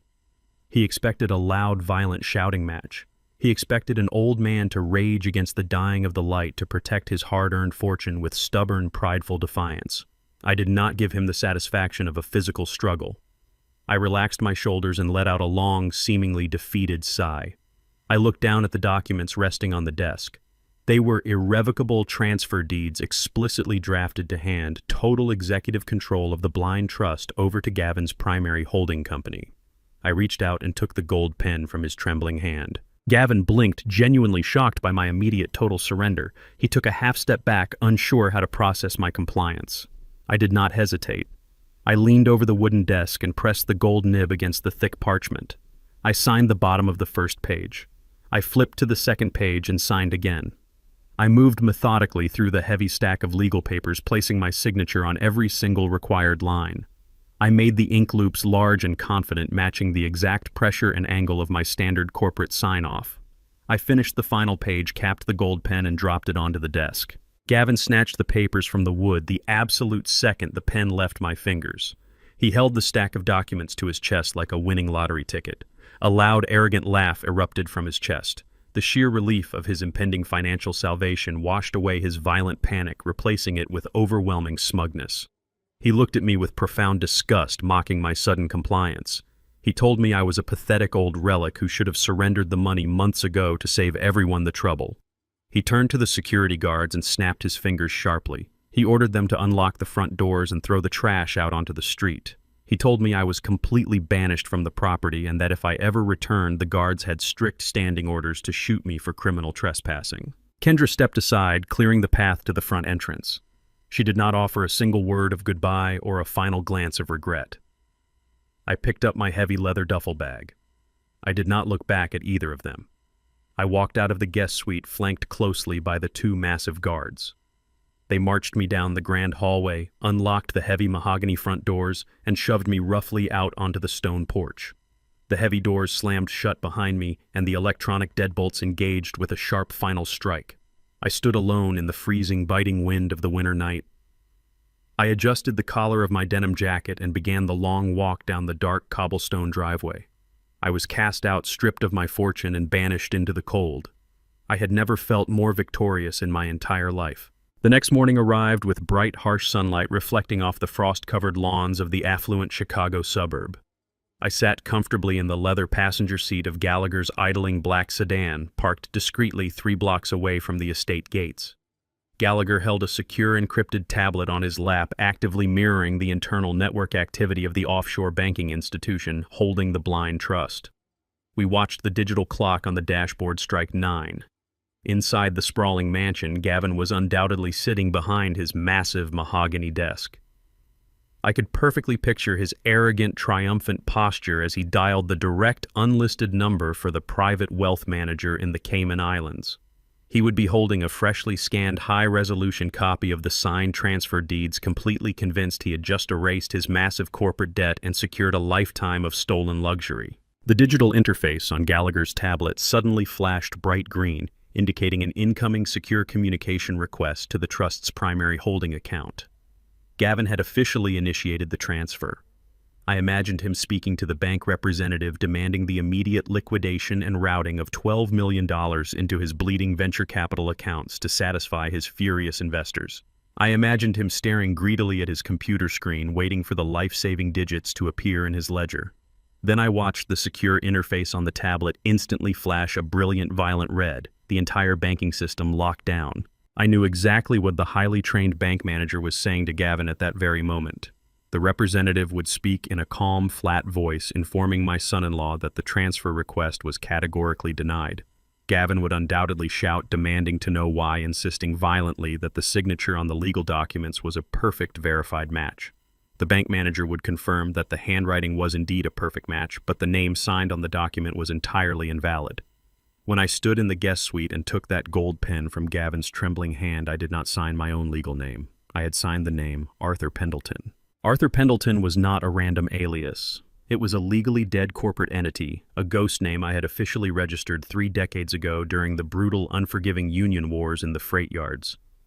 I had embedded that specific signature into the foundational charter of the Blind Trust as an absolute catastrophic tripwire. The legal charter explicitly stated that if the name Arthur Pendleton was ever used to authorize a financial transfer, it meant the primary account holder was operating under severe lethal duress. The bank's automated security protocols executed instantly without human intervention. The exact moment Gavin submitted that specific signature, the entire $12 million trust was permanently frozen. Furthermore, the protocol automatically triggered a mandatory high-priority fraud alert, transmitting Gavin's routing numbers, his personal identifying information, and the forged documents directly to the International Financial Crimes Division. Gavin had not secured his financial salvation. He had just hand-delivered a signed, irrefutable confession of massive corporate extortion directly to federal investigators. His accounts were completely dead. His investors would tear him apart by nightfall, and the federal authorities would be waiting to collect the remains. I looked at Gallagher in the front seat of the sedan. I told him to put the car in drive. We had a hostile corporate takeover to finalize. The black sedan pulled smoothly away from the curb, leaving the manicured lawns and towering iron gates of the suburban fortress far behind us. I watched the sprawling houses blur into a continuous line of affluent camouflage through the tinted passenger window. Gallagher kept his eyes locked on the encrypted tablet resting on his lap. The digital interface remained bathed in a stark glowing red light. The trap I had laid inside the foundation of the blind trust had snapped shut with bone-crushing finality. The $12 million were permanently locked behind a federal firewall. Gavin had unwittingly handed a signed confession of extreme corporate extortion directly to international financial regulators. His meticulously constructed illusion of wealth and success was currently disintegrating into digital ash. Gavin was not merely a greedy man looking for an early inheritance. He was a cornered animal staring down the barrel of a massive impending grand jury indictment. The federal watchdogs were actively assembling their case. More importantly, the elite private investors he had defrauded for the past 3 years were demanding their capital. Dominic Thorne and the other ruthless equity managers expected their $12 million returned by Friday. It was currently Thursday morning. Gavin's timeline had evaporated. He had no liquid capital. He had no offshore reserves. His corporate shell companies were effectively dead. He had exactly 24 hours to generate a massive amount of untraceable cash before his furious investors bypassed the legal system and hired men to physically break his kneecaps. I knew exactly what a desperate man in his specific financial position would do next. When the digital money vanishes, a fraudster immediately turns to physical assets. I turned to Gallagher as we merged onto the crowded inbound expressway. I told him Gavin was going to attempt to liquidate the estate. The mansion was the only remaining tangible asset capable of generating the millions of dollars he required to stall Thorne and flee the jurisdiction. Gallagher nodded in grim agreement, his fingers flying across the digital keyboard of his tablet. He informed me that he would immediately monitor the municipal real estate networks for any sudden unlisted property transfers. Gavin would not use a traditional public listing. He did not have the luxury of hosting open houses or waiting for 30-day mortgage approvals. He would contact the most ruthless, highly connected luxury real estate broker in Chicago. He would demand a whisper listing seeking an immediate cash buyer willing to bypass standard inspections for a severely discounted price. Gavin would gladly sell the $10 million property for a fraction of its true value just to secure a suitcase full of survival money. He was operating under the arrogant assumption that he held absolute unchallenged dominion over the property. He fundamentally misunderstood the ground he was standing on. 30 years ago, long before Kendra met Gavin, I purchased that specific sprawling parcel of suburban land. I bought it as a raw, undeveloped plot using the profits from my very first successful fleet of shipping trucks. I supervised the initial grading of the soil. I poured the concrete foundation. When I gifted the estate to Kendra upon her marriage, I did not simply hand over a blank deed.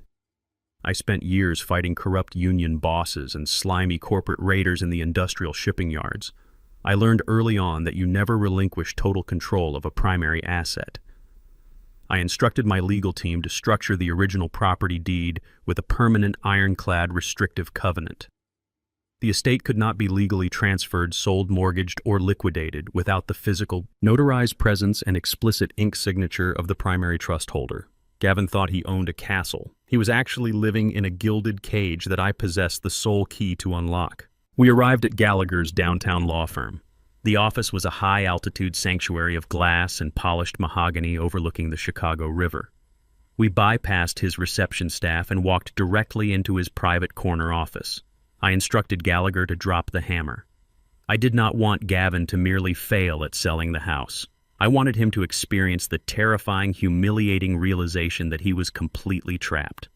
Gallagher opened his heavy desktop computer and accessed the direct filing portal for the county clerk of courts. He drafted a highly specific legal instrument known as a lis pendens. It is a formal notice of pending action. Gallagher attached the massive impending civil rights lawsuit against Lieutenant Vance, the recorded audio files of Kendra detailing the poisoned tea and the documented evidence of Gavin's forged trust documents.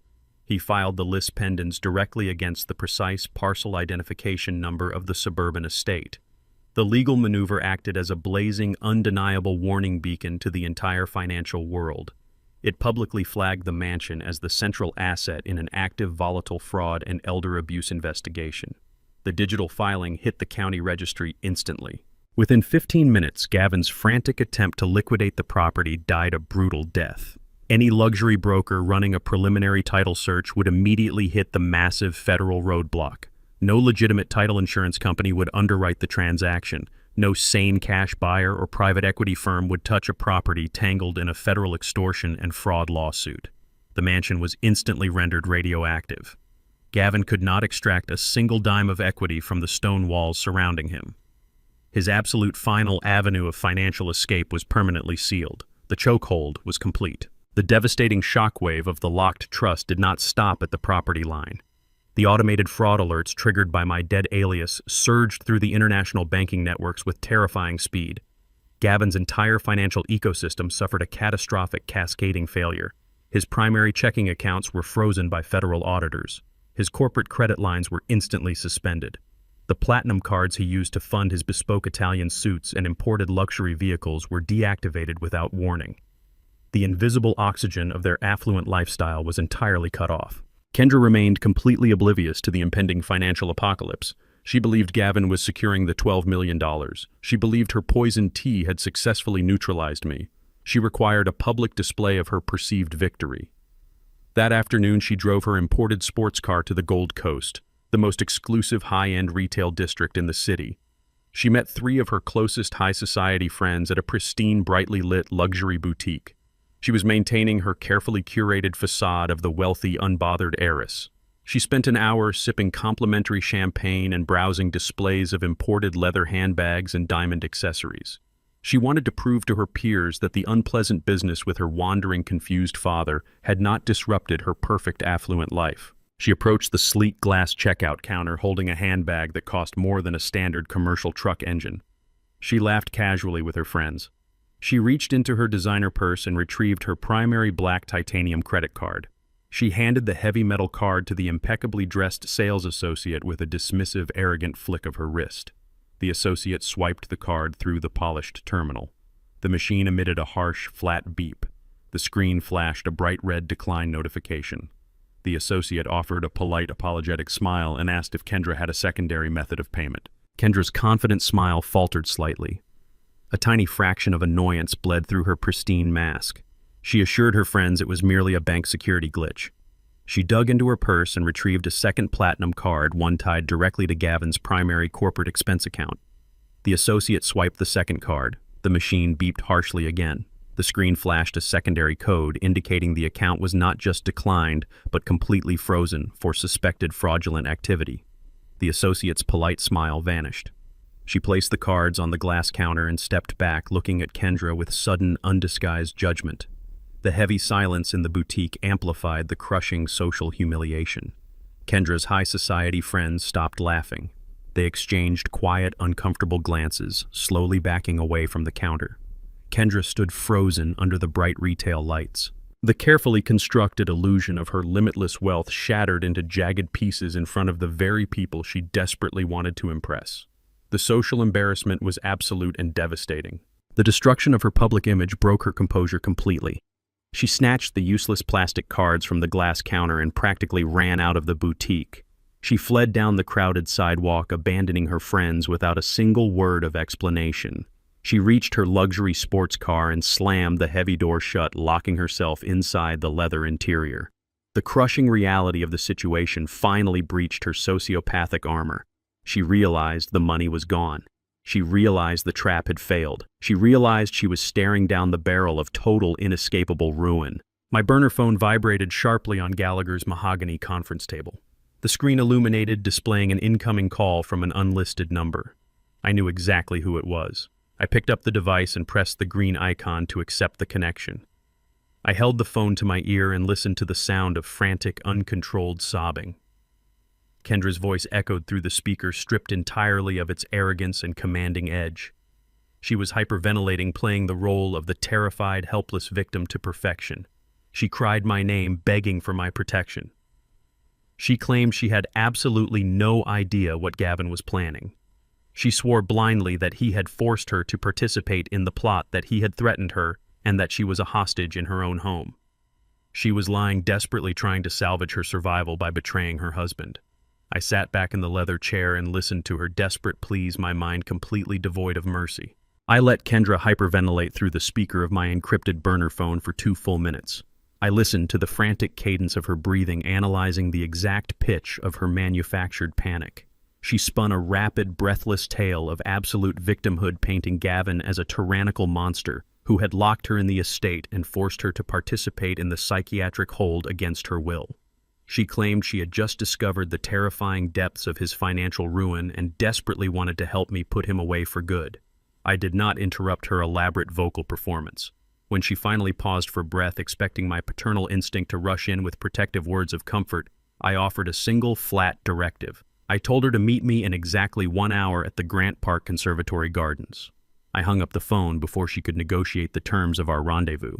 I walked out of Gallagher's downtown office building and took a cab to the lakefront. The afternoon sky was a bruised, heavy slate gray, threatening a deluge of freezing rain. The park was almost entirely abandoned, stripped of the usual tourists and midday dog walkers. The barren oak trees stood like skeletal sentinels along the paved concrete paths. I sat down on a slatted iron bench near the massive glass walls of the conservatory, blending quietly into the desolate, freezing landscape. I was not sitting there to reconcile with a frightened, endangered child. I was there to conduct a final, definitive audit of a highly dangerous corporate adversary. I needed to know beyond any shadow of a doubt if Kendra possessed even a microscopic fraction of genuine remorse, or if she was simply executing a strategic pivot to secure her own survival at Gavin's expense. She arrived exactly on time. Kendra walked hurriedly down the paved path, clutching her heavy tan trench coat tightly around her shoulders. She had intentionally downgraded her visual presentation. The flawless high society grooming she displayed at the luxury boutique was entirely gone. Her hair was pulled back in a messy, careless knot, and her face was scrubbed completely free of cosmetics, deliberately accentuating the dark, exhausted shadows beneath her eyes. It was a masterful, highly calculated presentation of a broken, terrified wife fleeing a dangerous husband. She sat down on the far edge of the cold iron bench, maintaining a cautious, fearful physical distance. She looked around the empty park with wide, paranoid eyes before turning her gaze to me. She did not apologize for locking me in the guest suite. She did not express a single word of remorse for attempting to chemically sedate me with a lethal dose of tranquilizers. She immediately launched into her rehearsed defense strategy. She whispered that Gavin had threatened her physical safety. She claimed he intercepted all her private communications and manipulated the estate security staff to keep her completely isolated. She played the helpless prisoner perfectly, using every psychological trigger she had learned over 30 years to bypass my defenses. Then she reached into her oversized leather purse and withdrew a thick, cream-colored, expanding folder. She pushed it across the iron slats of the bench toward me. She told me it was Gavin's private shadow financial ledger. She claimed she had risked her life to break into his locked home office safe to steal it for me. She promised that the documents inside contained enough concrete evidence of corporate embezzlement to put Gavin in a federal penitentiary for the rest of his natural life. I did not reach for the folder immediately. I stared at the heavy cream-colored cardstock, noting the distinct reinforced brass corners and the thick red elastic band securing the flap. A sudden vivid memory flared in my mind, perfectly illuminating the present moment. 20 years ago, during Kendra's sophomore year at a highly prestigious private university, she had faced immediate academic expulsion for severe repeated plagiarism. She had hidden the failing grades and the official disciplinary notices from me for an entire semester. When she was finally cornered and forced to confess, she had handed me her fabricated defense strategy in this exact brand of expensive custom stationery folder. She had blamed a jealous professor, a corrupt academic board, and a stolen laptop. She had expertly shifted the blame to external villains, presenting herself as the tragic victim of a flawed system. She had not changed her fundamental nature in 2 decades. She had merely upgraded the scale of her lies from academic fraud to federal extortion. She only adapted her tactics when her back was pressed against a solid brick wall. I pulled the red elastic band away and opened the heavy flap. I retrieved my reading glasses from my jacket pocket and began to review the physical documents. Kendra sat perfectly still, holding her breath, waiting for my emotional reaction. I scanned the printed spreadsheets, the copied bank statements, and the internal corporate emails. The documents were undeniably authentic. They detailed a series of illegal wire transfers, offshore tax evasion strategies, and fraudulent vendor invoices. They painted a clear, damning picture of a man desperately shuffling stolen money to cover massive operational losses. However, my eyes were trained by decades of corporate warfare to spot the negative space in a financial ledger. I was not looking for the crimes she presented. I was actively hunting for the crimes she carefully omitted. I cross-referenced the dates and the transaction amounts in my head. The discrepancy was glaringly obvious. The documents Kendra provided exclusively implicated Gavin in minor corporate tax evasion and mid-level investor fraud. The folder conveniently contained absolutely no record of the $4 million fraudulent loan secured against my family estate. There was zero documentation regarding the forged power of attorney or the coordinated attempt to liquidate my primary blind trust. The strategic brilliance of her maneuver was terrifying in its sheer sociopathy. By handing me this specific sanitized ledger, she was willingly sacrificing her husband to the federal authorities for his lesser financial crimes. She was throwing Gavin to the wolves to completely distract me while simultaneously burying the evidence of the primary theft. She intended to use the chaos of Gavin's impending arrest to quietly sever her legal ties to his venture capital firm, consolidate the $4 million stolen from my estate into her private, unlisted accounts, and walk away from the wreckage as the wealthy, innocent victim. She was not asking for my protection. She was attempting to use me as the executioner to finalize her own hostile corporate takeover. The cold truth settled heavily in my chest, extinguishing any lingering trace of familial obligation. My daughter was completely irredeemable. She was a master architect of her own deception, utterly devoid of empathy or ethical boundaries. She stared at me from the edge of the bench, her eyes wide with manufactured terror, waiting for my paternal validation. I did not confront her with the glaring omissions in the folder. I did not scream or demand the truth about the forged estate loan. Exposing my knowledge would only trigger another, more sophisticated layer of her deception. I needed her to believe her Trojan horse had penetrated my defenses perfectly. I closed the cream-colored folder and secured the red elastic band. I lowered my reading glasses and looked her directly in the eyes. I softened the rigid lines of my face, projecting the weary, relieved expression of an old man who had finally found an ally in a bitter war. I reached across the cold iron slats and patted her gloved hand. I thanked her for her immense bravery.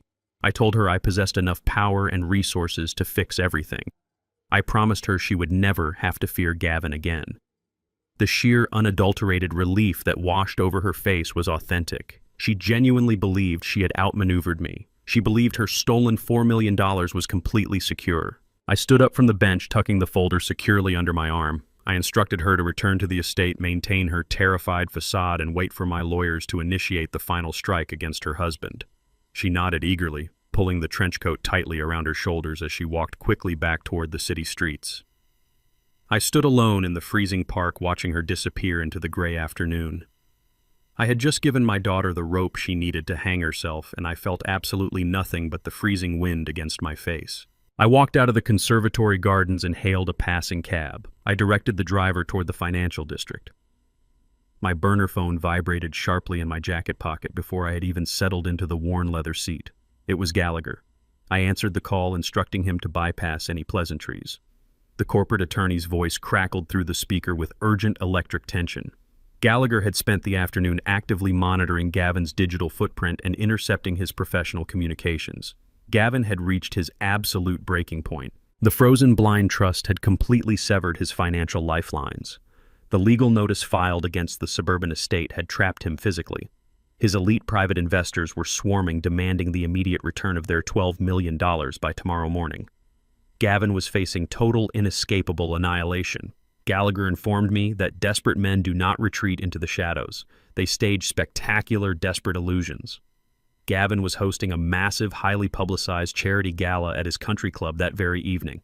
He had invited every single major investor, equity manager, and high society rival in Chicago. He intended to use the lavish, expensive spectacle to falsely project overwhelming financial strength, hoping the opulent display would pacify his furious creditors and buy him 48 hours to flee the country. Gallagher warned me the country club was a heavily fortified location guarded by Gavin's loyal private security contractors. I looked down at the cream-colored folder resting on my lap. I told Gallagher to draft the final federal destruction orders. We were not going to wait for the authorities to dismantle Gavin in a quiet courtroom. We were going to walk directly into the center of his opulent gala and execute him in front of his entire empire. The cab dropped me off at the bottom of the long, winding driveway. I walked the remaining half-mile up the gentle, tree-lined incline, listening to the steady crunch of gravel beneath my heavy steel-toed boots. The estate was completely transformed. Gavin had pulled out every conceivable stop for his final desperate illusion. Massive temporary floodlights bathed the manicured lawns in a harsh theatrical glow, banishing the dark winter shadows. A fleet of imported luxury vehicles lined the perimeter of the circular driveway, guarded by valets in crisp white shirts and black bow ties. The faint rhythmic thumping of a live string quartet drifted through the freezing night air, attempting to project an atmosphere of serene, unshakable wealth. Through the towering floor-to-ceiling windows of the main dining hall, I could see the city's financial elite swirling in a sea of tailored tuxedos and sequined evening gowns. They were drinking expensive vintage champagne purchased entirely with stolen leveraged money. They were celebrating a corporate empire built completely on a foundation of forgery and deceit. I did not stop to check my reflection in the polished glass of the front doors. I was not wearing a rented silk tuxedo. I was not wearing a tailored suit or a pair of freshly shined Italian leather dress shoes. I wore a faded, heavy canvas work shirt and a grease-stained denim jacket. The fabric was frayed at the cuffs and worn thin at the elbows from years of brutal, unforgiving labor. These were the exact same clothes I wore 30 years ago when I first broke ground on this property. I remembered the blistering heat of that July afternoon with perfect visceral clarity. I remembered the agonizing burn in my shoulders as I wrestled with heavy iron rebar grids and guided the thick gray sludge of wet concrete into the wooden foundation frames. I poured the very floor these corporate parasites were currently dancing on. I bled into the soil to build an impenetrable fortress for my family. I absolutely refused to dress up for thieves standing on my own property. My ragged attire was not a careless insult to the wealthy guests. It was a calculated statement of undisputed ownership. Two of Gavin's private security contractors stood watch at the massive oak entrance doors. They wore discreet earpieces and tailored black suits, trying to blend in with the high society crowd while maintaining a strict defensive perimeter. They stepped forward instantly as I approached, their hands hovering dangerously near their belts. They were entirely accustomed to turning away uninvited press-aggressive creditors or confused wanderers. They were completely unprepared for the absolute unyielding authority radiating from my posture. I did not break my stride. I locked eyes with the larger guard and continued walking directly toward the heavy wooden panels. I belonged here. They were the temporary trespassers. The guard hesitated for a fraction of a second, his brain failing to reconcile my ragged working-class appearance with my commanding, unstoppable momentum. That split second of indecision was all I needed. I pushed aggressively past their outstretched arms, grabbed the polished brass handles, and shoved the heavy double doors open. The grand ballroom was a sickening spectacle of desperate opulence. Towering crystal chandeliers cast fractured, blinding light over massive ice sculptures and long silver trays of imported caviar. Gavin was standing near the center of the room, holding a crystal flute of champagne. He was surrounded by a tight circle of ruthless venture capitalists and highly skeptical equity managers. He was gesturing wildly, flashing his gleaming manufactured smile, aggressively selling them the lie of his impending global expansion. He was fighting for his life with every word he spoke. My heavy boots hit the polished marble floor of the grand foyer with a loud rhythmic thud. The sound cut through the delicate classical music like a hammer striking an anvil. The closest guests turned their heads to investigate the disturbance. Their polite, cultured smiles vanished, replaced instantly by expressions of profound confusion and aristocratic disgust. The silence spread through the massive room with the terrifying speed of a contagious virus. The string quartet faltered and stopped playing one by one until the final cellist slowly lowered his bow. The ambient buzzing hum of wealthy conversation died entirely. Hundreds of eyes locked onto the old man in faded denim standing motionless in the center of their exclusive sanctuary. Kendra spotted me from across the room. She was wearing a stunning floor-length emerald gown, holding court with a group of influential, deeply connected socialites. The blood drained completely from her face, leaving her pale and visibly trembling. She excused herself from her circle of friends with a jerky, uncoordinated movement. She practically ran across the marble floor, her high heels clicking frantically against the stone. She intercepted me before I could take another step toward the center of the ballroom. She grabbed my arm with bruising force, her manicured nails digging painfully deep into the thick canvas of my work jacket. She leaned in close, bringing her face mere inches from mine. Her breath smelled of blind panic and expensive alcohol. She hissed at me through gritted teeth, her voice a venomous, terrified whisper. She demanded to know what I was doing here. She ordered me to leave the property immediately before I ruined everything she had left. She told me I was deeply embarrassing her in front of the most important, powerful people in the entire city.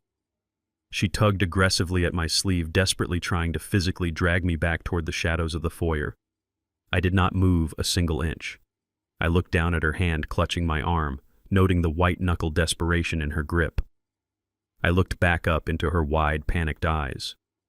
I remained perfectly silent, letting the crushing, immovable weight of my presence suffocate her frantic demands. Gavin realized the quiet, desperate interception had failed. The whispers among his investors were growing louder and increasingly hostile. Dominic Thorne, the ruthless equity manager who held Gavin's largest debt, was staring directly at me with a calculating, highly dangerous expression. Gavin knew his entire illusion was fracturing into a million pieces. He had to regain control of the public narrative instantly or face complete financial slaughter. He plastered a wide, sorrowful smile across his sweating face and stepped out of his circle of investors. He walked toward me with his arms open wide, projecting the flawless image of a deeply concerned, loving son-in-law. He stopped a few feet away and turned to face his wealthy guests. He let out a loud, forced chuckle, shaking his head with a perfectly rehearsed display of tragic pity. He raised his voice so the entire silent ballroom could hear him clearly. He apologized to his colleagues for the sudden, uncomfortable interruption. He announced with a voice dripping in fake sorrow that I was his beloved father-in-law. He told the crowd of millionaires that I was tragically suffering from severe advanced dementia. He claimed I often wandered away from my specialized care facility confused and disoriented, searching the streets for a past that no longer existed. A collective sigh of sympathetic understanding washed over the elite crowd. The dangerous tension in the room began to dissipate. Gavin had provided them with a comfortable, polite excuse to ignore the ragged intruder. Gavin dropped the compassionate facade the absolute second he turned his back to the crowd. He looked at me with eyes full of pure homicidal rage. He raised his left hand and snapped his fingers sharply. The two massive security guards from the front entrance jogged into the ballroom. They approached me with their heavy steel batons drawn and resting aggressively against their thighs. Gavin ordered them to physically remove the confused old man from the premises and lock me in a secure holding room until medical transport could be arranged. He wanted me dragged out in front of his investors to prove his absolute control and dominance. The guards stepped forward, reaching out with their thick hands to grab my shoulders. I did not step back. I did not raise my fist to fight them. I simply raised my right hand high into the air. I kept my fingers flat and my arm perfectly straight. I held the silent gesture for exactly 2 seconds. Then I pointed directly toward the towering main entrance of the grand ballroom. Gavin paused, his triumphant, arrogant smirk faltering as he followed the direction of my pointed finger. The heavy oak doors at the end of the foyer swung open with absolute coordinated precision. They did not open for late-arriving guests or more caterers carrying silver trays. 5 individuals stepped over the threshold and into the bright light of the grand estate. They wore dark, nondescript suits and functional tactical footwear. The lead agent reached into his breast pocket and withdrew a thick leather credential wallet. He held it up high, displaying the gleaming gold shield of the Federal Bureau of Investigation. The 4 agents flanking him fanned out rapidly, their hands resting firmly on the heavy black holsters secured to their belts. The illusion was officially over. The reckoning had arrived. The 5 federal agents stood like statues of dark stone against the glittering, excessive backdrop of the grand ballroom. The profound silence they brought with them was heavy and suffocating, instantly crushing the last remnants of polite, wealthy conversation. Gavin stared at the gleaming gold shield held high by the lead agent. The color drained completely from his face, leaving his skin a sickly, translucent white beneath the harsh glare of the crystal chandeliers. But a sociopath cornered in front of his elite peers does not surrender quietly or with dignity. He relies entirely on the only weapon he has ever successfully deployed, arrogant, overwhelming bluster. Gavin forced a sharp, incredulous laugh that echoed awkwardly through the cavernous room. He smoothed the lapels of his tailored tuxedo and stepped directly into the path of the federal authorities. He raised his chin, projecting the absolute, untouchable authority of a man accustomed to buying his way out of minor inconveniences. He demanded to know the meaning of this theatrical, completely unwarranted intrusion. He threatened the lead agent with immediate termination and severe civil litigation. He boasted loudly about playing golf with the regional director of the Bureau, promising that a swarm of high-priced corporate defense attorneys would dismantle their entire careers by sunrise. He commanded them to leave his private charity gala immediately before he had them arrested for trespassing. The lead agent did not lower his gold shield. He did not flinch at the aggressive threats. He merely looked at Gavin with the bored, clinical detachment of a man observing a trapped specimen inside a glass jar. Behind Gavin, the vast sea of wealthy investors began to physically shift.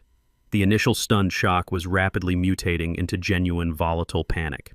Dominic Thorne, the ruthless equity manager holding Gavin's largest outstanding debt, pushed his way aggressively to the front of the bewildered crowd. He demanded answers. He wanted to know exactly why federal agents were standing in the foyer of the man who had promised to return $12 million in 24 hours. The fragile, meticulously painted illusion of Gavin's financial stability was fracturing visibly in front of the entire city's elite. I did not wait for the FBI to explain their presence or read the charges. I walked methodically past Gavin, completely ignoring his frantic, sweating face and his desperate posturing. I moved slowly through the parted crowd of millionaires. They shrank back from my faded denim jacket and heavy steel-toed boots, as if I carried a highly contagious, deadly disease. They did not understand what they were looking at. I approached the small elevated stage positioned at the far end of the ballroom. The paralyzed string quartet sat frozen in their chairs behind a polished mahogany podium, their expensive instruments resting silently on their laps. I stepped up onto the stage and wrapped my right hand around the heavy metal microphone.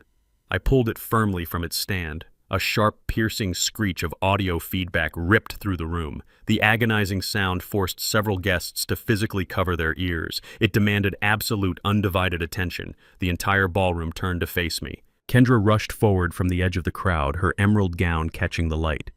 She stopped at the base of the wooden steps, her eyes wide with terror. She hissed at me, her voice a desperate, venomous whisper, demanding that I leave before I ruined everything. I looked down at her, seeing the exact same terrified manipulation she had attempted in the park. I did not acknowledge her. I looked out over the sea of sequined evening gowns and expensive tuxedos. I saw men and women who measured human worth entirely by offshore bank balances, imported sports cars, and fabricated social status. I brought the microphone to my lips and spoke with a chilling, echoing clarity that left absolutely no room for interruption or debate. I commanded the room to look very closely at the man standing sweating in the center of the marble floor. I told them to examine Gavin's immaculate suit, his expensive watch, and his perfect manufactured smile. I delivered my absolute truth, stripping away his entire identity in 3 precise sentences. Real wealth is built on rusted steel, poured concrete, and decades of agonizing physical sweat in the freezing Chicago winters.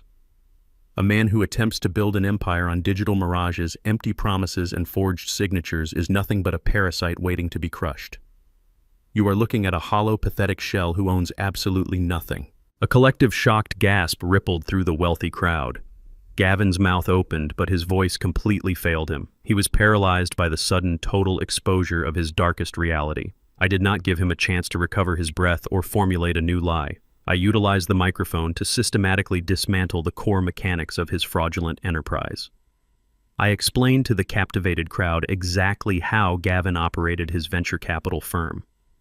I detailed the precise methods he used to siphon their initial investments to cover his massive personal debts and fund his lavish, unsustainable lifestyle. I explained the desperate mechanics of his Ponzi scheme, outlining how he frantically sought new capital simply to pay off the mounting interest on the old stolen capital. Dominic Thorne's face turned a violent, furious shade of crimson as the truth finally clicked into place. I watched the devastating realization wash over the faces of the investors. I delivered the final, fatal financial blow. I informed the room that Gavin's primary holding company had recently suffered a catastrophic failure, completely bleeding out its final reserves. I explained that his toxic, unsalvageable debt had been quietly purchased by an anonymous, aggressive creditor over the past 30 days. Gavin had been desperately searching for the identity of this phantom savior, foolishly believing a massive corporate conglomerate was preparing to bail him out of his ruin. I locked eyes with Gavin from across the expansive ballroom. I told him the anonymous creditor was not a corporate savior. The holding company that bought his debt was registered to a discreet, untraceable trust. I told him I was the sole, unquestioned executor of that trust. I looked at the furious crowd and stated that I legally owned every single fractured asset, every heavily leveraged property, and every single cent of debt attached to Gavin's name. I owned him completely. Gavin staggered backward as if he had been violently struck in the chest with a heavy iron pipe. He bumped hard into a passing waiter, sending a massive silver tray of expensive champagne flutes crashing onto the polished marble floor. The shattering glass echoed through the room like rapid gunfire. I lowered the microphone and nodded toward the main entrance. I handed the floor over to the federal authorities.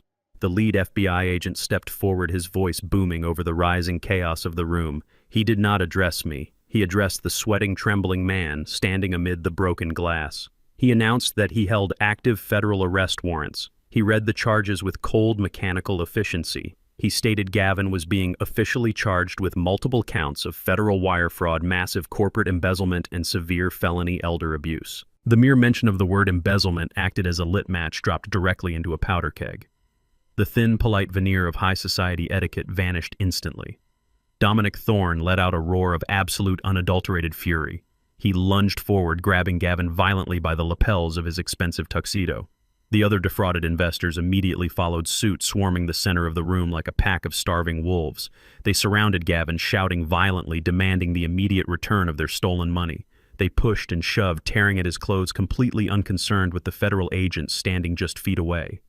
The elegant charity gala had transformed into a brutal, chaotic mob demanding immediate physical retribution. Gavin was drowning in a violent sea of his own victims.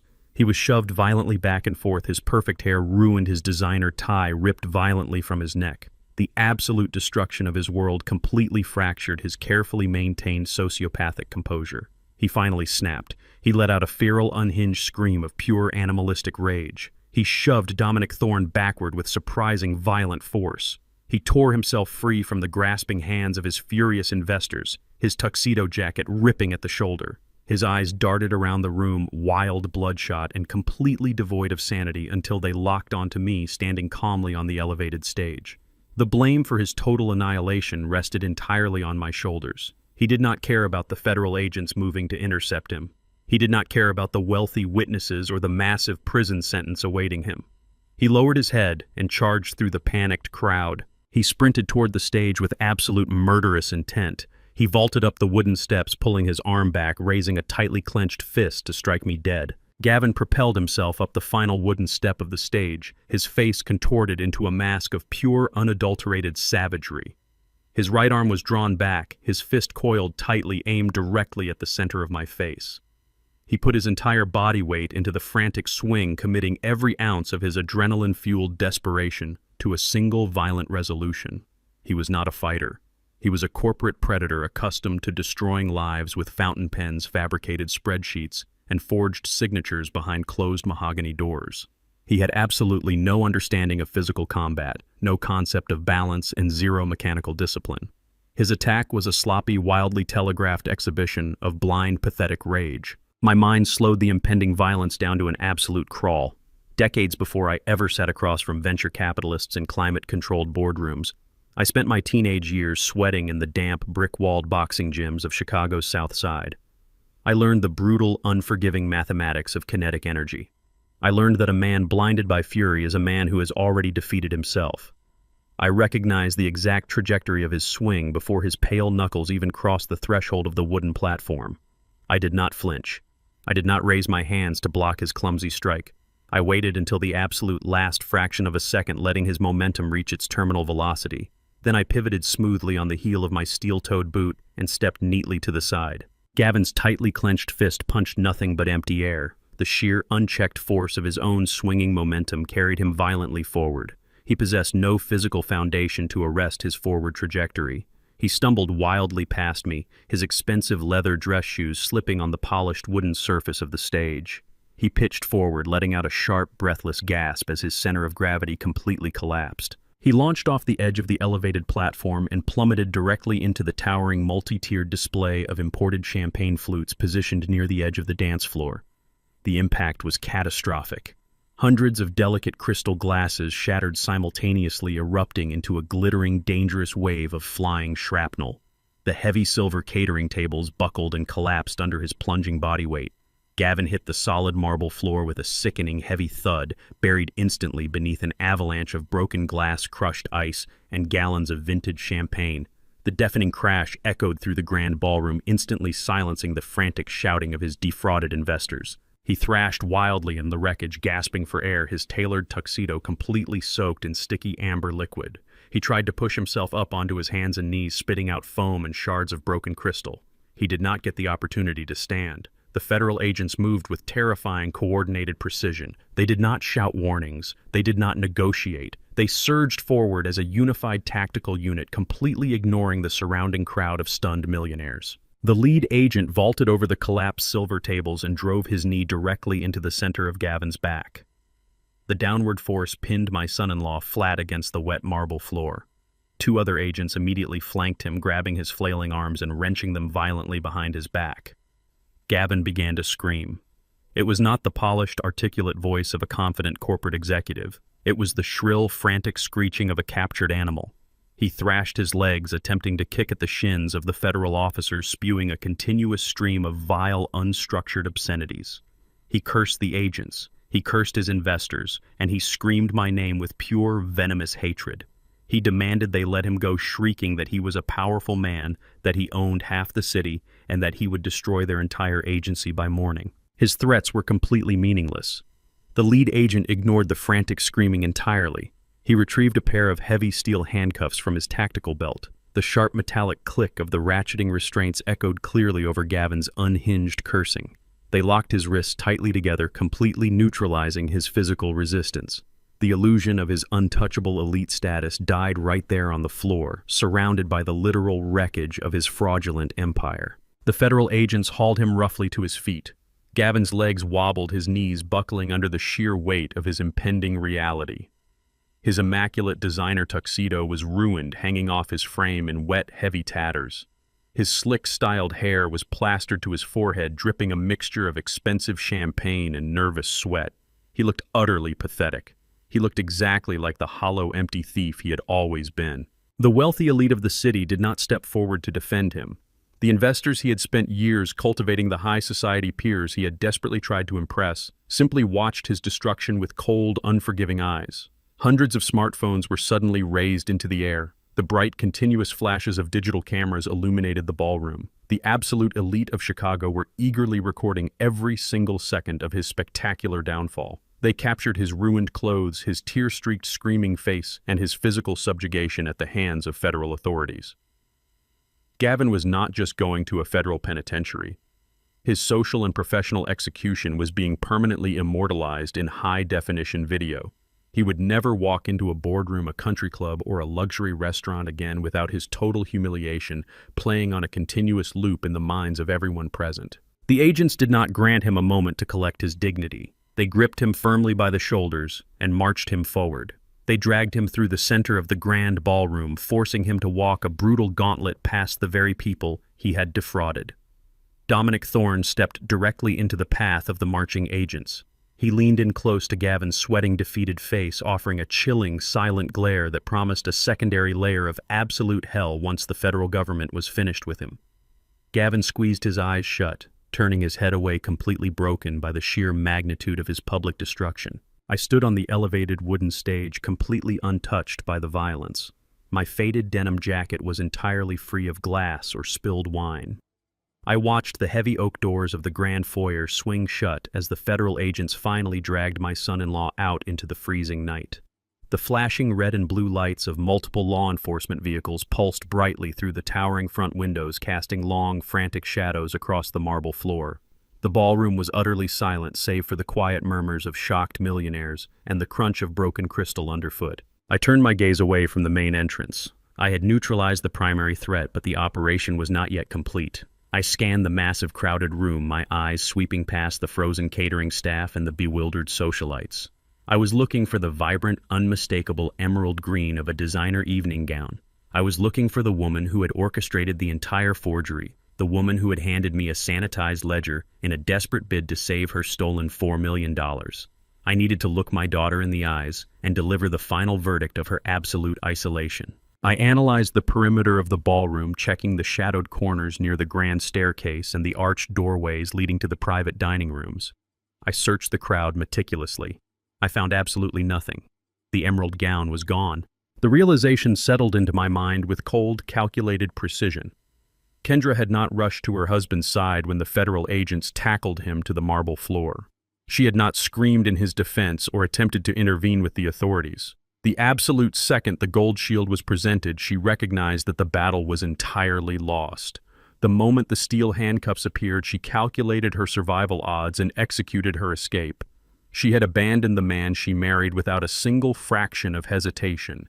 She had slipped quietly through the panicked crowd, bypassed the blocked main entrance, and vanished out the rear service doors while every eye in the room was fixed on Gavin's violent, screaming arrest. She had sacrificed her husband to federal authorities to save her own skin, protecting her stolen millions and fleeing into the night like a ghost. She believed she had successfully evaded the blast radius. She believed she was safe.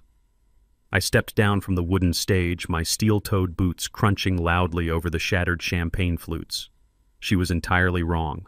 The black sedan pulled smoothly away from the curb, leaving the manicured lawns and towering iron gates of the suburban fortress far behind us. I watched the sprawling houses blur into a continuous line of affluent camouflage through the tinted passenger window. Gallagher kept his eyes locked on the encrypted tablet resting on his lap. The digital interface remained bathed in a stark, glowing red light.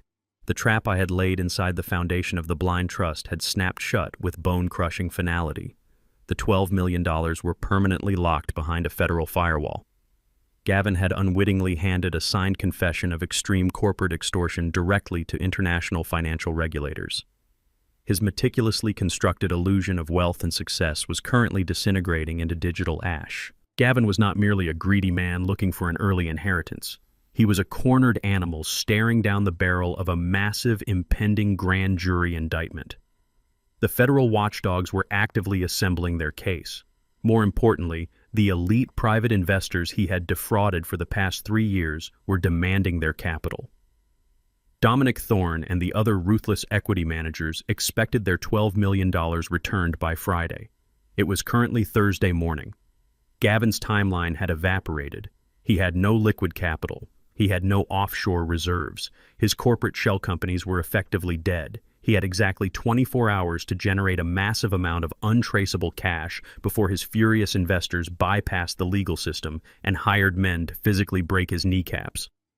I knew exactly what a desperate man in his specific financial position would do next. When the digital money vanishes, a fraudster immediately turns to physical assets. I turned to Gallagher as we merged onto the crowded inbound expressway.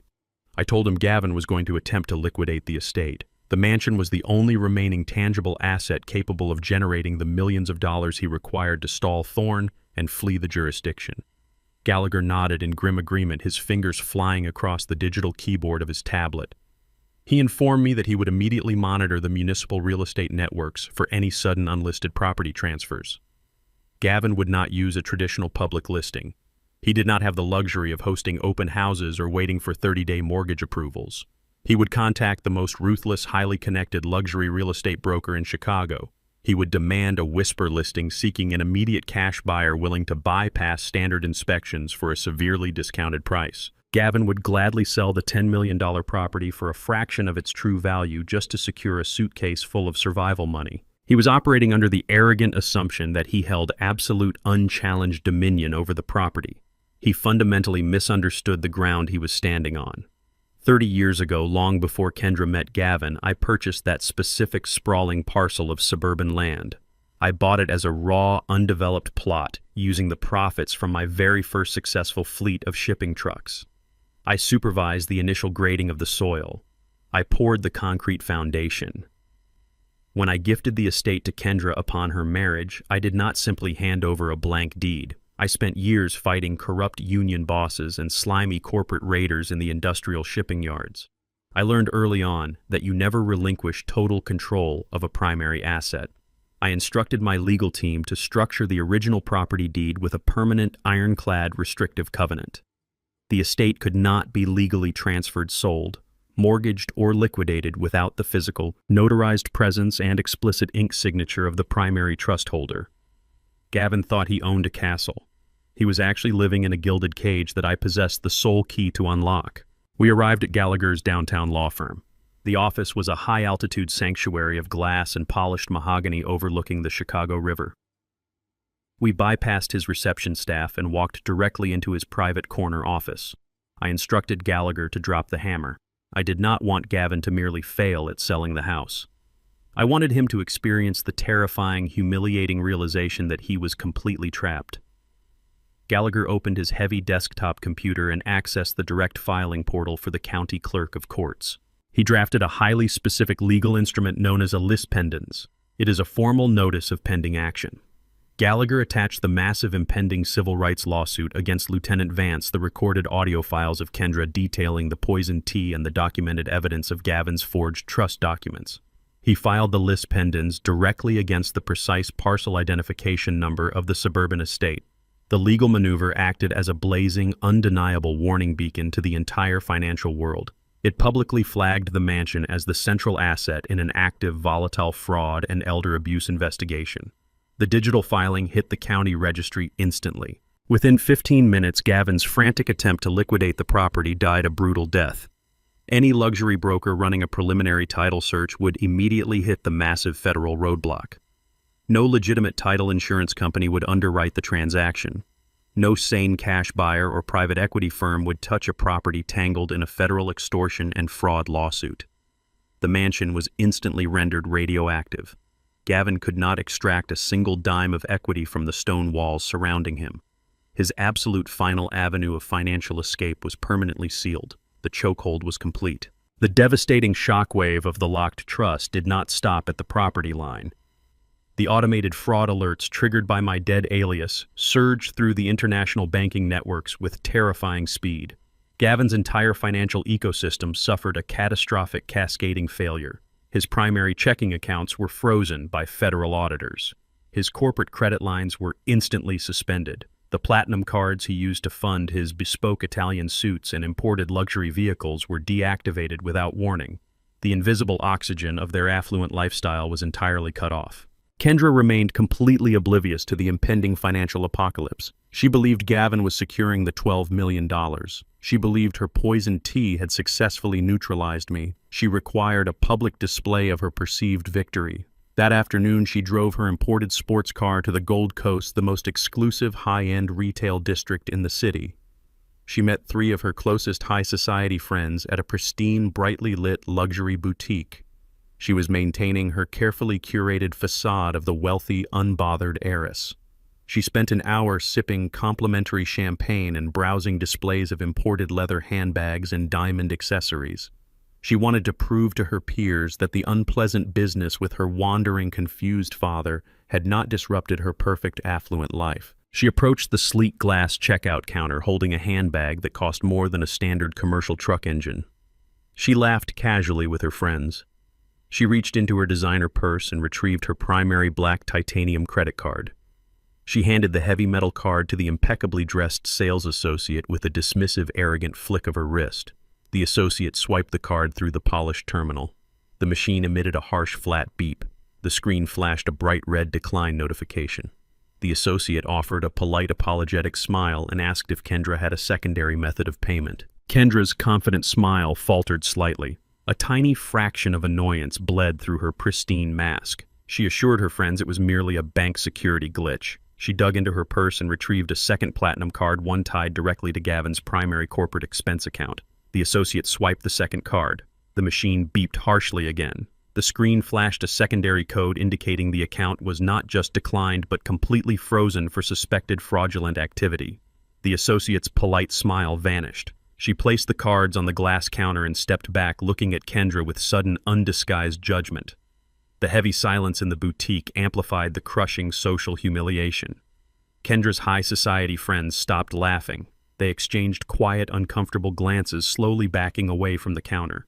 Kendra stood frozen under the bright retail lights. The carefully constructed illusion of her limitless wealth shattered into jagged pieces in front of the very people she desperately wanted to impress. The social embarrassment was absolute and devastating. The destruction of her public image broke her composure completely. She snatched the useless plastic cards from the glass counter and practically ran out of the boutique. She fled down the crowded sidewalk, abandoning her friends without a single word of explanation.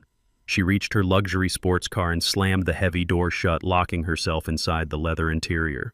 The crushing reality of the situation finally breached her sociopathic armor. She realized the money was gone. She realized the trap had failed. She realized she was staring down the barrel of total, inescapable ruin. My burner phone vibrated sharply on Gallagher's mahogany conference table, the screen illuminated, displaying an incoming call from an unlisted number. I knew exactly who it was. I picked up the device and pressed the green icon to accept the connection.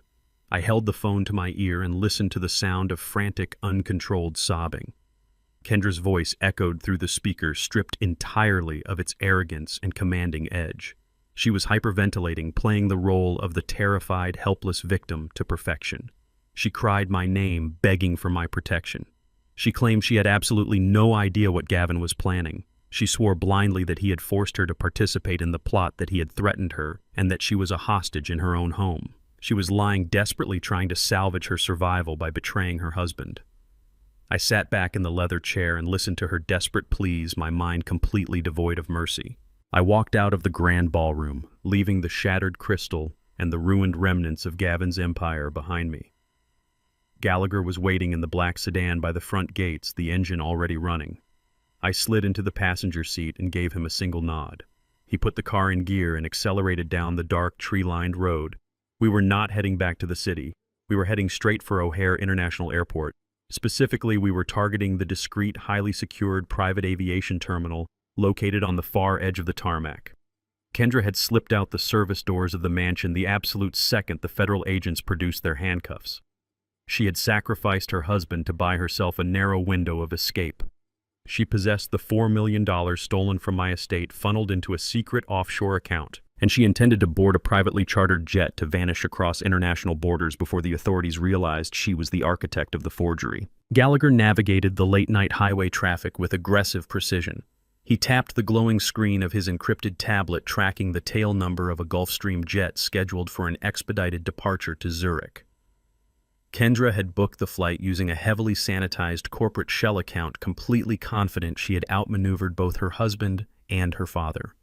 We pulled up to the sleek glass-fronted entrance of the private terminal.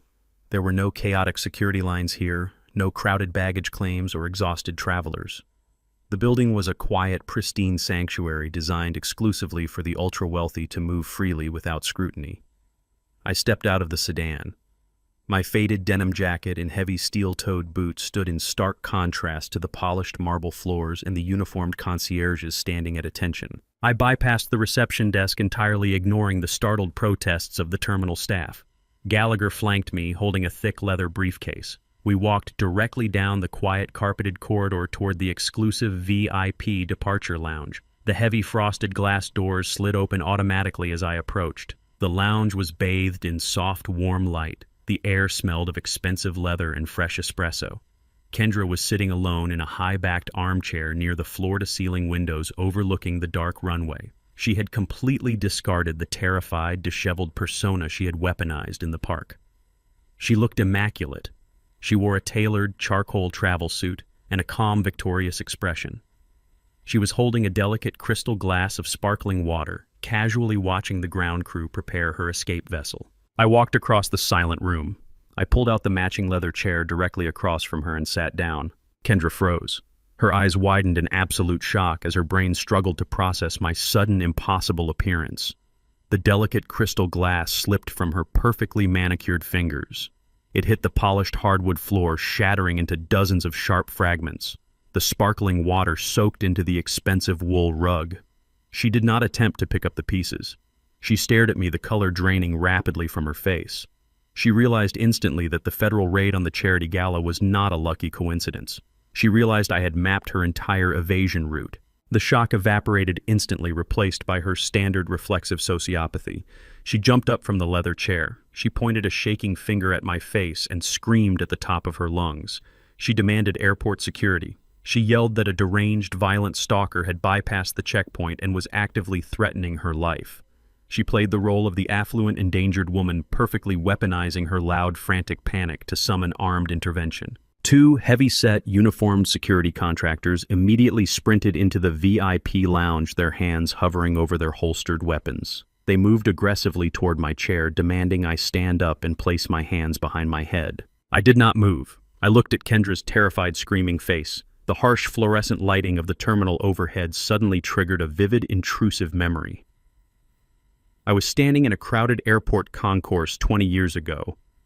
I was carrying 2 heavy canvas duffel bags escorting 18-year-old Kendra to her departure gate for her very first college tour on the East Coast. She had hugged me tightly, her eyes shining with youthful ambition. She had promised me she would work hard, earn her degree, and make me incredibly proud of the woman she was going to become. It was a moment of pure, unadulterated paternal hope. I looked at the screaming, treacherous woman standing in front of me, actively trying to have me arrested to secure her stolen millions. I took that fragile, beautiful memory and crushed it completely. I extinguished the final ember of sentimentality in my soul. She was not my daughter. She was a hostile asset, and I was about to finalize her total liquidation. The security guards reached my chair, their hands gripping my shoulders to physically remove me. Gallagher stepped smoothly into the center of the room. He did not raise his voice. He opened his leather briefcase and pulled out a thick stack of documents bearing the heavy blue seal of a federal judge. He shoved the papers directly into the chest of the lead security guard. He informed the armed men that they were actively interfering in an ongoing federal financial crimes investigation. He stated that the woman screaming for their protection was currently the subject of an emergency court-ordered travel ban. Her passport was legally frozen, her flight privileges were permanently revoked, and any attempt to board that aircraft would result in immediate federal detainment. The security guards stopped. They looked at the official federal seal, their aggressive posture instantly deflating. They stepped back, exchanging nervous, uncertain glances. They realized they were caught in the middle of a massive legal crossfire and immediately chose self-preservation. They lowered their hands and stepped away from the chairs, leaving Kendra entirely exposed. Kendra's screaming died in her throat. She looked at the federal court order in Gallagher's hand. Her perfectly curated composure shattered into raw, unmasked panic. She realized she was not getting on the plane. Her physical escape route was completely barricaded. She forced a harsh, arrogant laugh, desperately trying to salvage her leverage. She stared down at me with pure, venomous hatred. She told me it did not matter if she missed the flight. She claimed she possessed the stolen $4 million in an untouchable encrypted offshore account. She boasted that she could easily hire a team of ruthless corporate defense attorneys to tie me up in litigation for the next decade while she lived comfortably on my stolen wealth. She believed the money made her invincible. I reached into the inner pocket of my denim jacket. I withdrew a single folded sheet of standard printer paper. I leaned forward and dropped it onto the small table separating us directly next to the shattered crystal glass. I told her to look closely at her untouchable fortune. Kendra glared at me, refusing to look down at the paper. Her chest heaved with angry, jagged breaths. Then the silence of the room forced her gaze downward. She snatched the paper from the table, her hands trembling violently. It was a high-resolution certified bank statement originating directly from her heavily encrypted secret offshore account. The routing numbers were a perfect match. The account holder's alias was completely accurate. The final balance line at the bottom of the page, however, did not display $4 million. The statement displayed a catastrophic, undeniable balance of exactly $0.00. Kendra stopped breathing. Her eyes darted frantically across the black ink, reading the numbers over and over again, completely unable to process the mathematical impossibility. She refused to believe the document was real. She threw the paper back onto the table, shrieking that it was a cheap forgery. She reached into her charcoal suit pocket with frantic, uncoordinated movements. She pulled out her sleek smartphone and rapidly tapped her security passcode. She opened her highly secured encrypted banking application. She waited agonizingly for the loading screen to clear, fully expecting to see her massive fortune safely locked behind the digital firewall. The screen refreshed. The bright white numbers glared back at her. The balance was absolutely zero. The smartphone slipped from her hand, clattering onto the hardwood floor next to the broken glass. Her knees buckled completely. She collapsed heavily back into the leather armchair, staring blankly at the empty air. The sheer magnitude of her total financial annihilation broke her brain. She looked at me, her eyes wide, begging for a logical explanation. She demanded to know how I had breached a secure international banking network. I remained seated, maintaining my cold, calculated posture. I explained the precise mechanics of my retaliation with ruthless clarity. I told her that for 4 decades I managed vast, complex logistical networks across the entire country. I built my fortune by anticipating every possible failure point in a supply chain. I engineered fail-safes into routing systems, cargo manifests, and fleet tracking protocols to ensure that stolen cargo could always be instantly traced and violently recovered. When I accumulated my wealth, I built the exact same aggressive fail-safes directly into the foundational legal architecture of my financial trusts. I explained that the $4 million loan Gavin had secured was legally anchored by her deliberate forged replication of my signature on the property deed. Because the primary collateral of the loan was obtained through proven documented identity theft, the federal fraud recovery statutes immediately engaged. The law did not just void the loan, it granted my legal team absolute unrestricted authority to trace the stolen funds across international borders. The offshore account was not a sanctuary. It was a bright flashing beacon on Gallagher's digital radar. I informed her that the federal authorities had legally seized and reversed the entire $4 million wire transfer exactly 1 hour ago while she was sitting in this lounge sipping sparkling water. The realization crushed the breath out of her lungs. She had betrayed her father, sacrificed her husband, and destroyed her entire life for a fortune that had evaporated into thin air. She had absolutely nothing. Her mansion was locked in a federal fraud investigation. Her credit cards were frozen. Her husband was sitting in a police interrogation room facing a 20-year sentence. Her passport was revoked. She possessed only the clothes on her back and a zero-balance bank account. The unshakable arrogance that had defined her entire existence dissolved into a puddle of sheer pathetic terror. Kendra slid off the edge of the leather armchair. Her knees hit the hard floor. She knelt in the spilled water and broken crystal, completely abandoning any remaining shred of her high society dignity. She looked up at me, tears streaming rapidly down her face. These were not the calculated manufactured tears she had deployed in the park. These were the genuine agonizing tears of sudden absolute poverty. She reached out with trembling hands, attempting to grab the edge of my denim jacket. She cried my name in a hoarse, broken whisper. She begged for a second chance. She pleaded for mercy, claiming she was confused and terrified. She asked me to let her move back into the family home, promising she would dedicate the rest of her life to making amends. She sobbed, offering empty, desperate promises of unconditional obedience if I would just restore her financial stability. I looked down at the woman kneeling on the floor. I felt absolutely no surge of triumphant joy. I felt no vindictive pleasure in her destruction. I felt only a profound, heavy sense of absolute closure. The hostile entity that had attempted to destroy my life was permanently neutralized. The surgical extraction was complete. I stood up from the leather chair. I did not offer her a hand. I did not speak a single word of forgiveness or condemnation. I buttoned my jacket, turned my back on her sobbing, pathetic form, and walked steadily out of the VIP lounge. The heavy frosted glass doors slid shut behind me, sealing the silence of my victory. The drive back to the city was an exercise in absolute necessary silence. The heavy storm of the past month had finally broken, leaving the midnight atmosphere crisp, clear, and razor-sharp. Gallagher kept his hands fixed firmly on the steering wheel, his eyes on the empty highway. He did not offer unnecessary congratulations or attempt to initiate a triumphant dialogue. We both understood that the surgical extraction of a malignant tumor required precise mechanical detachment, not celebration. I watched the sprawling, illuminated skyline of Chicago rise in the distance, feeling the residual adrenaline slowly drain from my muscles. The hostile entity that had attempted to hijack my legacy was completely neutralized, but the battlefield still required a final definitive cleansing. I needed to eradicate every lingering trace of their infection from my life. The following morning, I dispatched a team of bonded professional movers to the suburban estate. I did not accompany them to oversee the process. I simply instructed the foreman to pack every single designer dress, every imported leather handbag, and every piece of expensive jewelry Kendra had left behind.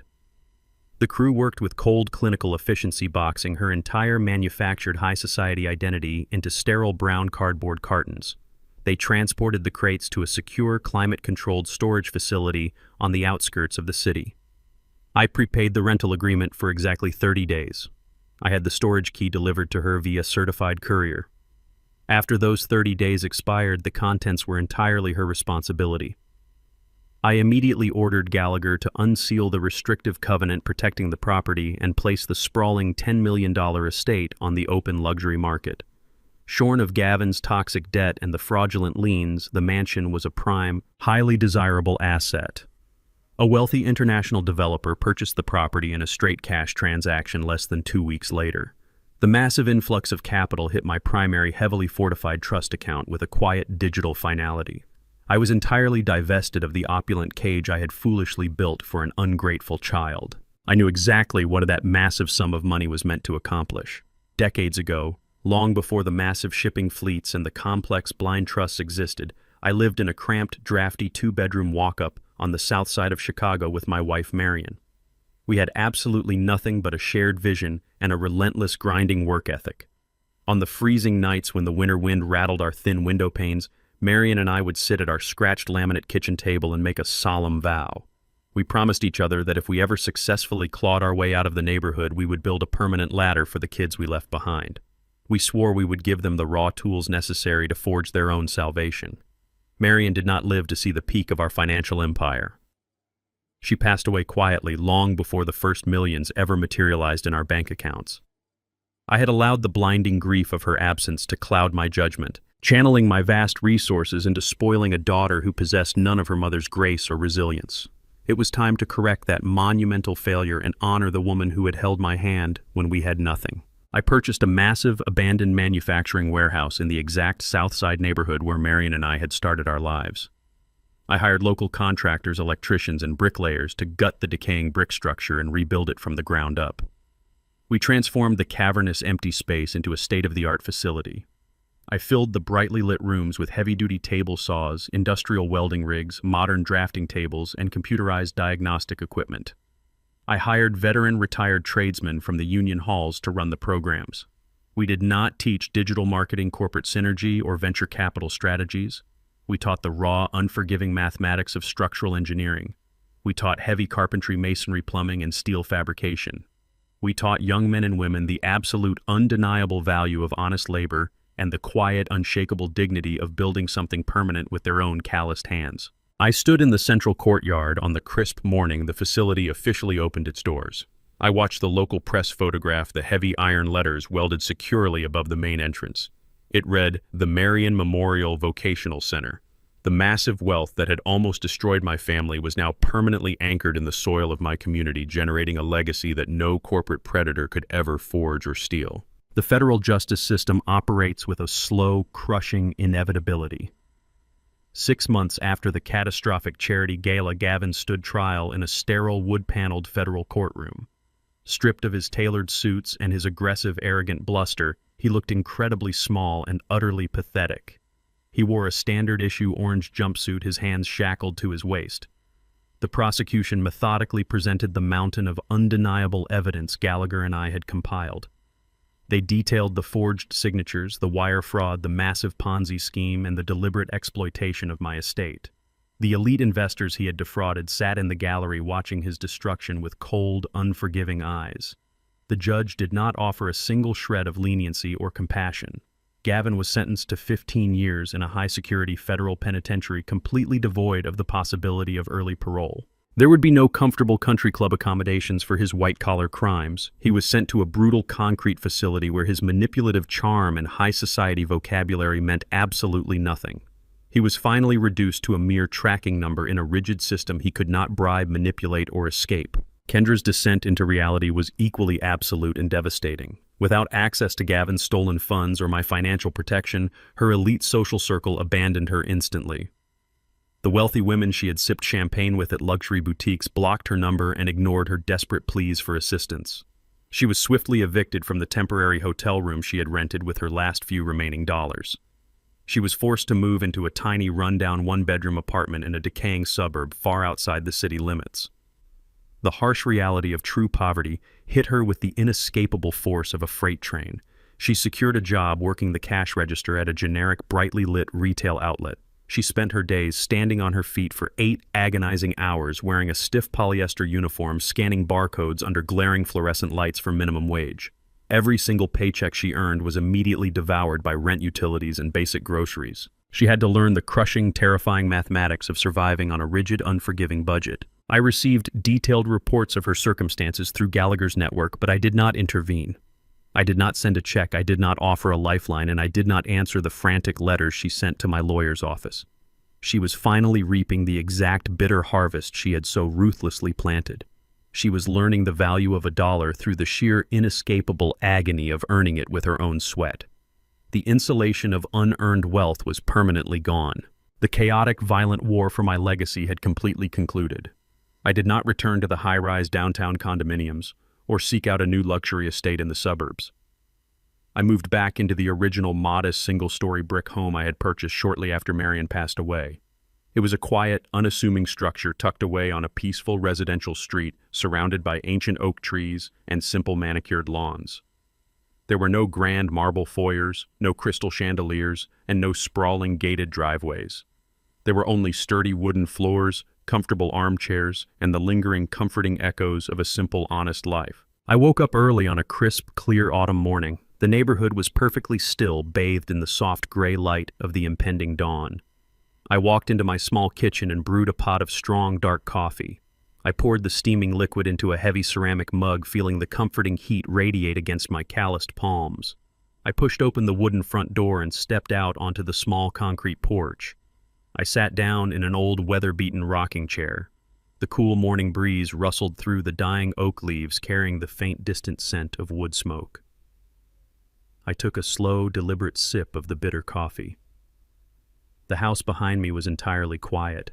It was not the oppressive, heavy silence of isolation or the hollow silence of defeat. It was a beautiful, profound, perfectly earned silence. The hostile parasites had been permanently excised from my existence. My dignity remained entirely intact. The wealth I had bled to build was safely shielded, quietly transforming the lives of young men and women who genuinely deserved a solid foundation to stand on. The turbulent, agonizing chapter of deception and greed was closed forever. I watched the golden rim of the sun slowly breach the eastern horizon, illuminating the quiet street in a warm, steady light. The silent adjustment was completely finished. Did you like this story? If you enjoyed this journey of restoration and justice, please share your thoughts in the comments below. Your feedback helps me bring more meaningful life stories to this community. If you found this narrative impactful, consider supporting the channel by sending a super thanks, which allows me to continue producing high-quality content. Do not forget to subscribe to the channel and turn on notifications so you never miss a new release. See you in the next life story, where we continue to explore the truth with love and respect.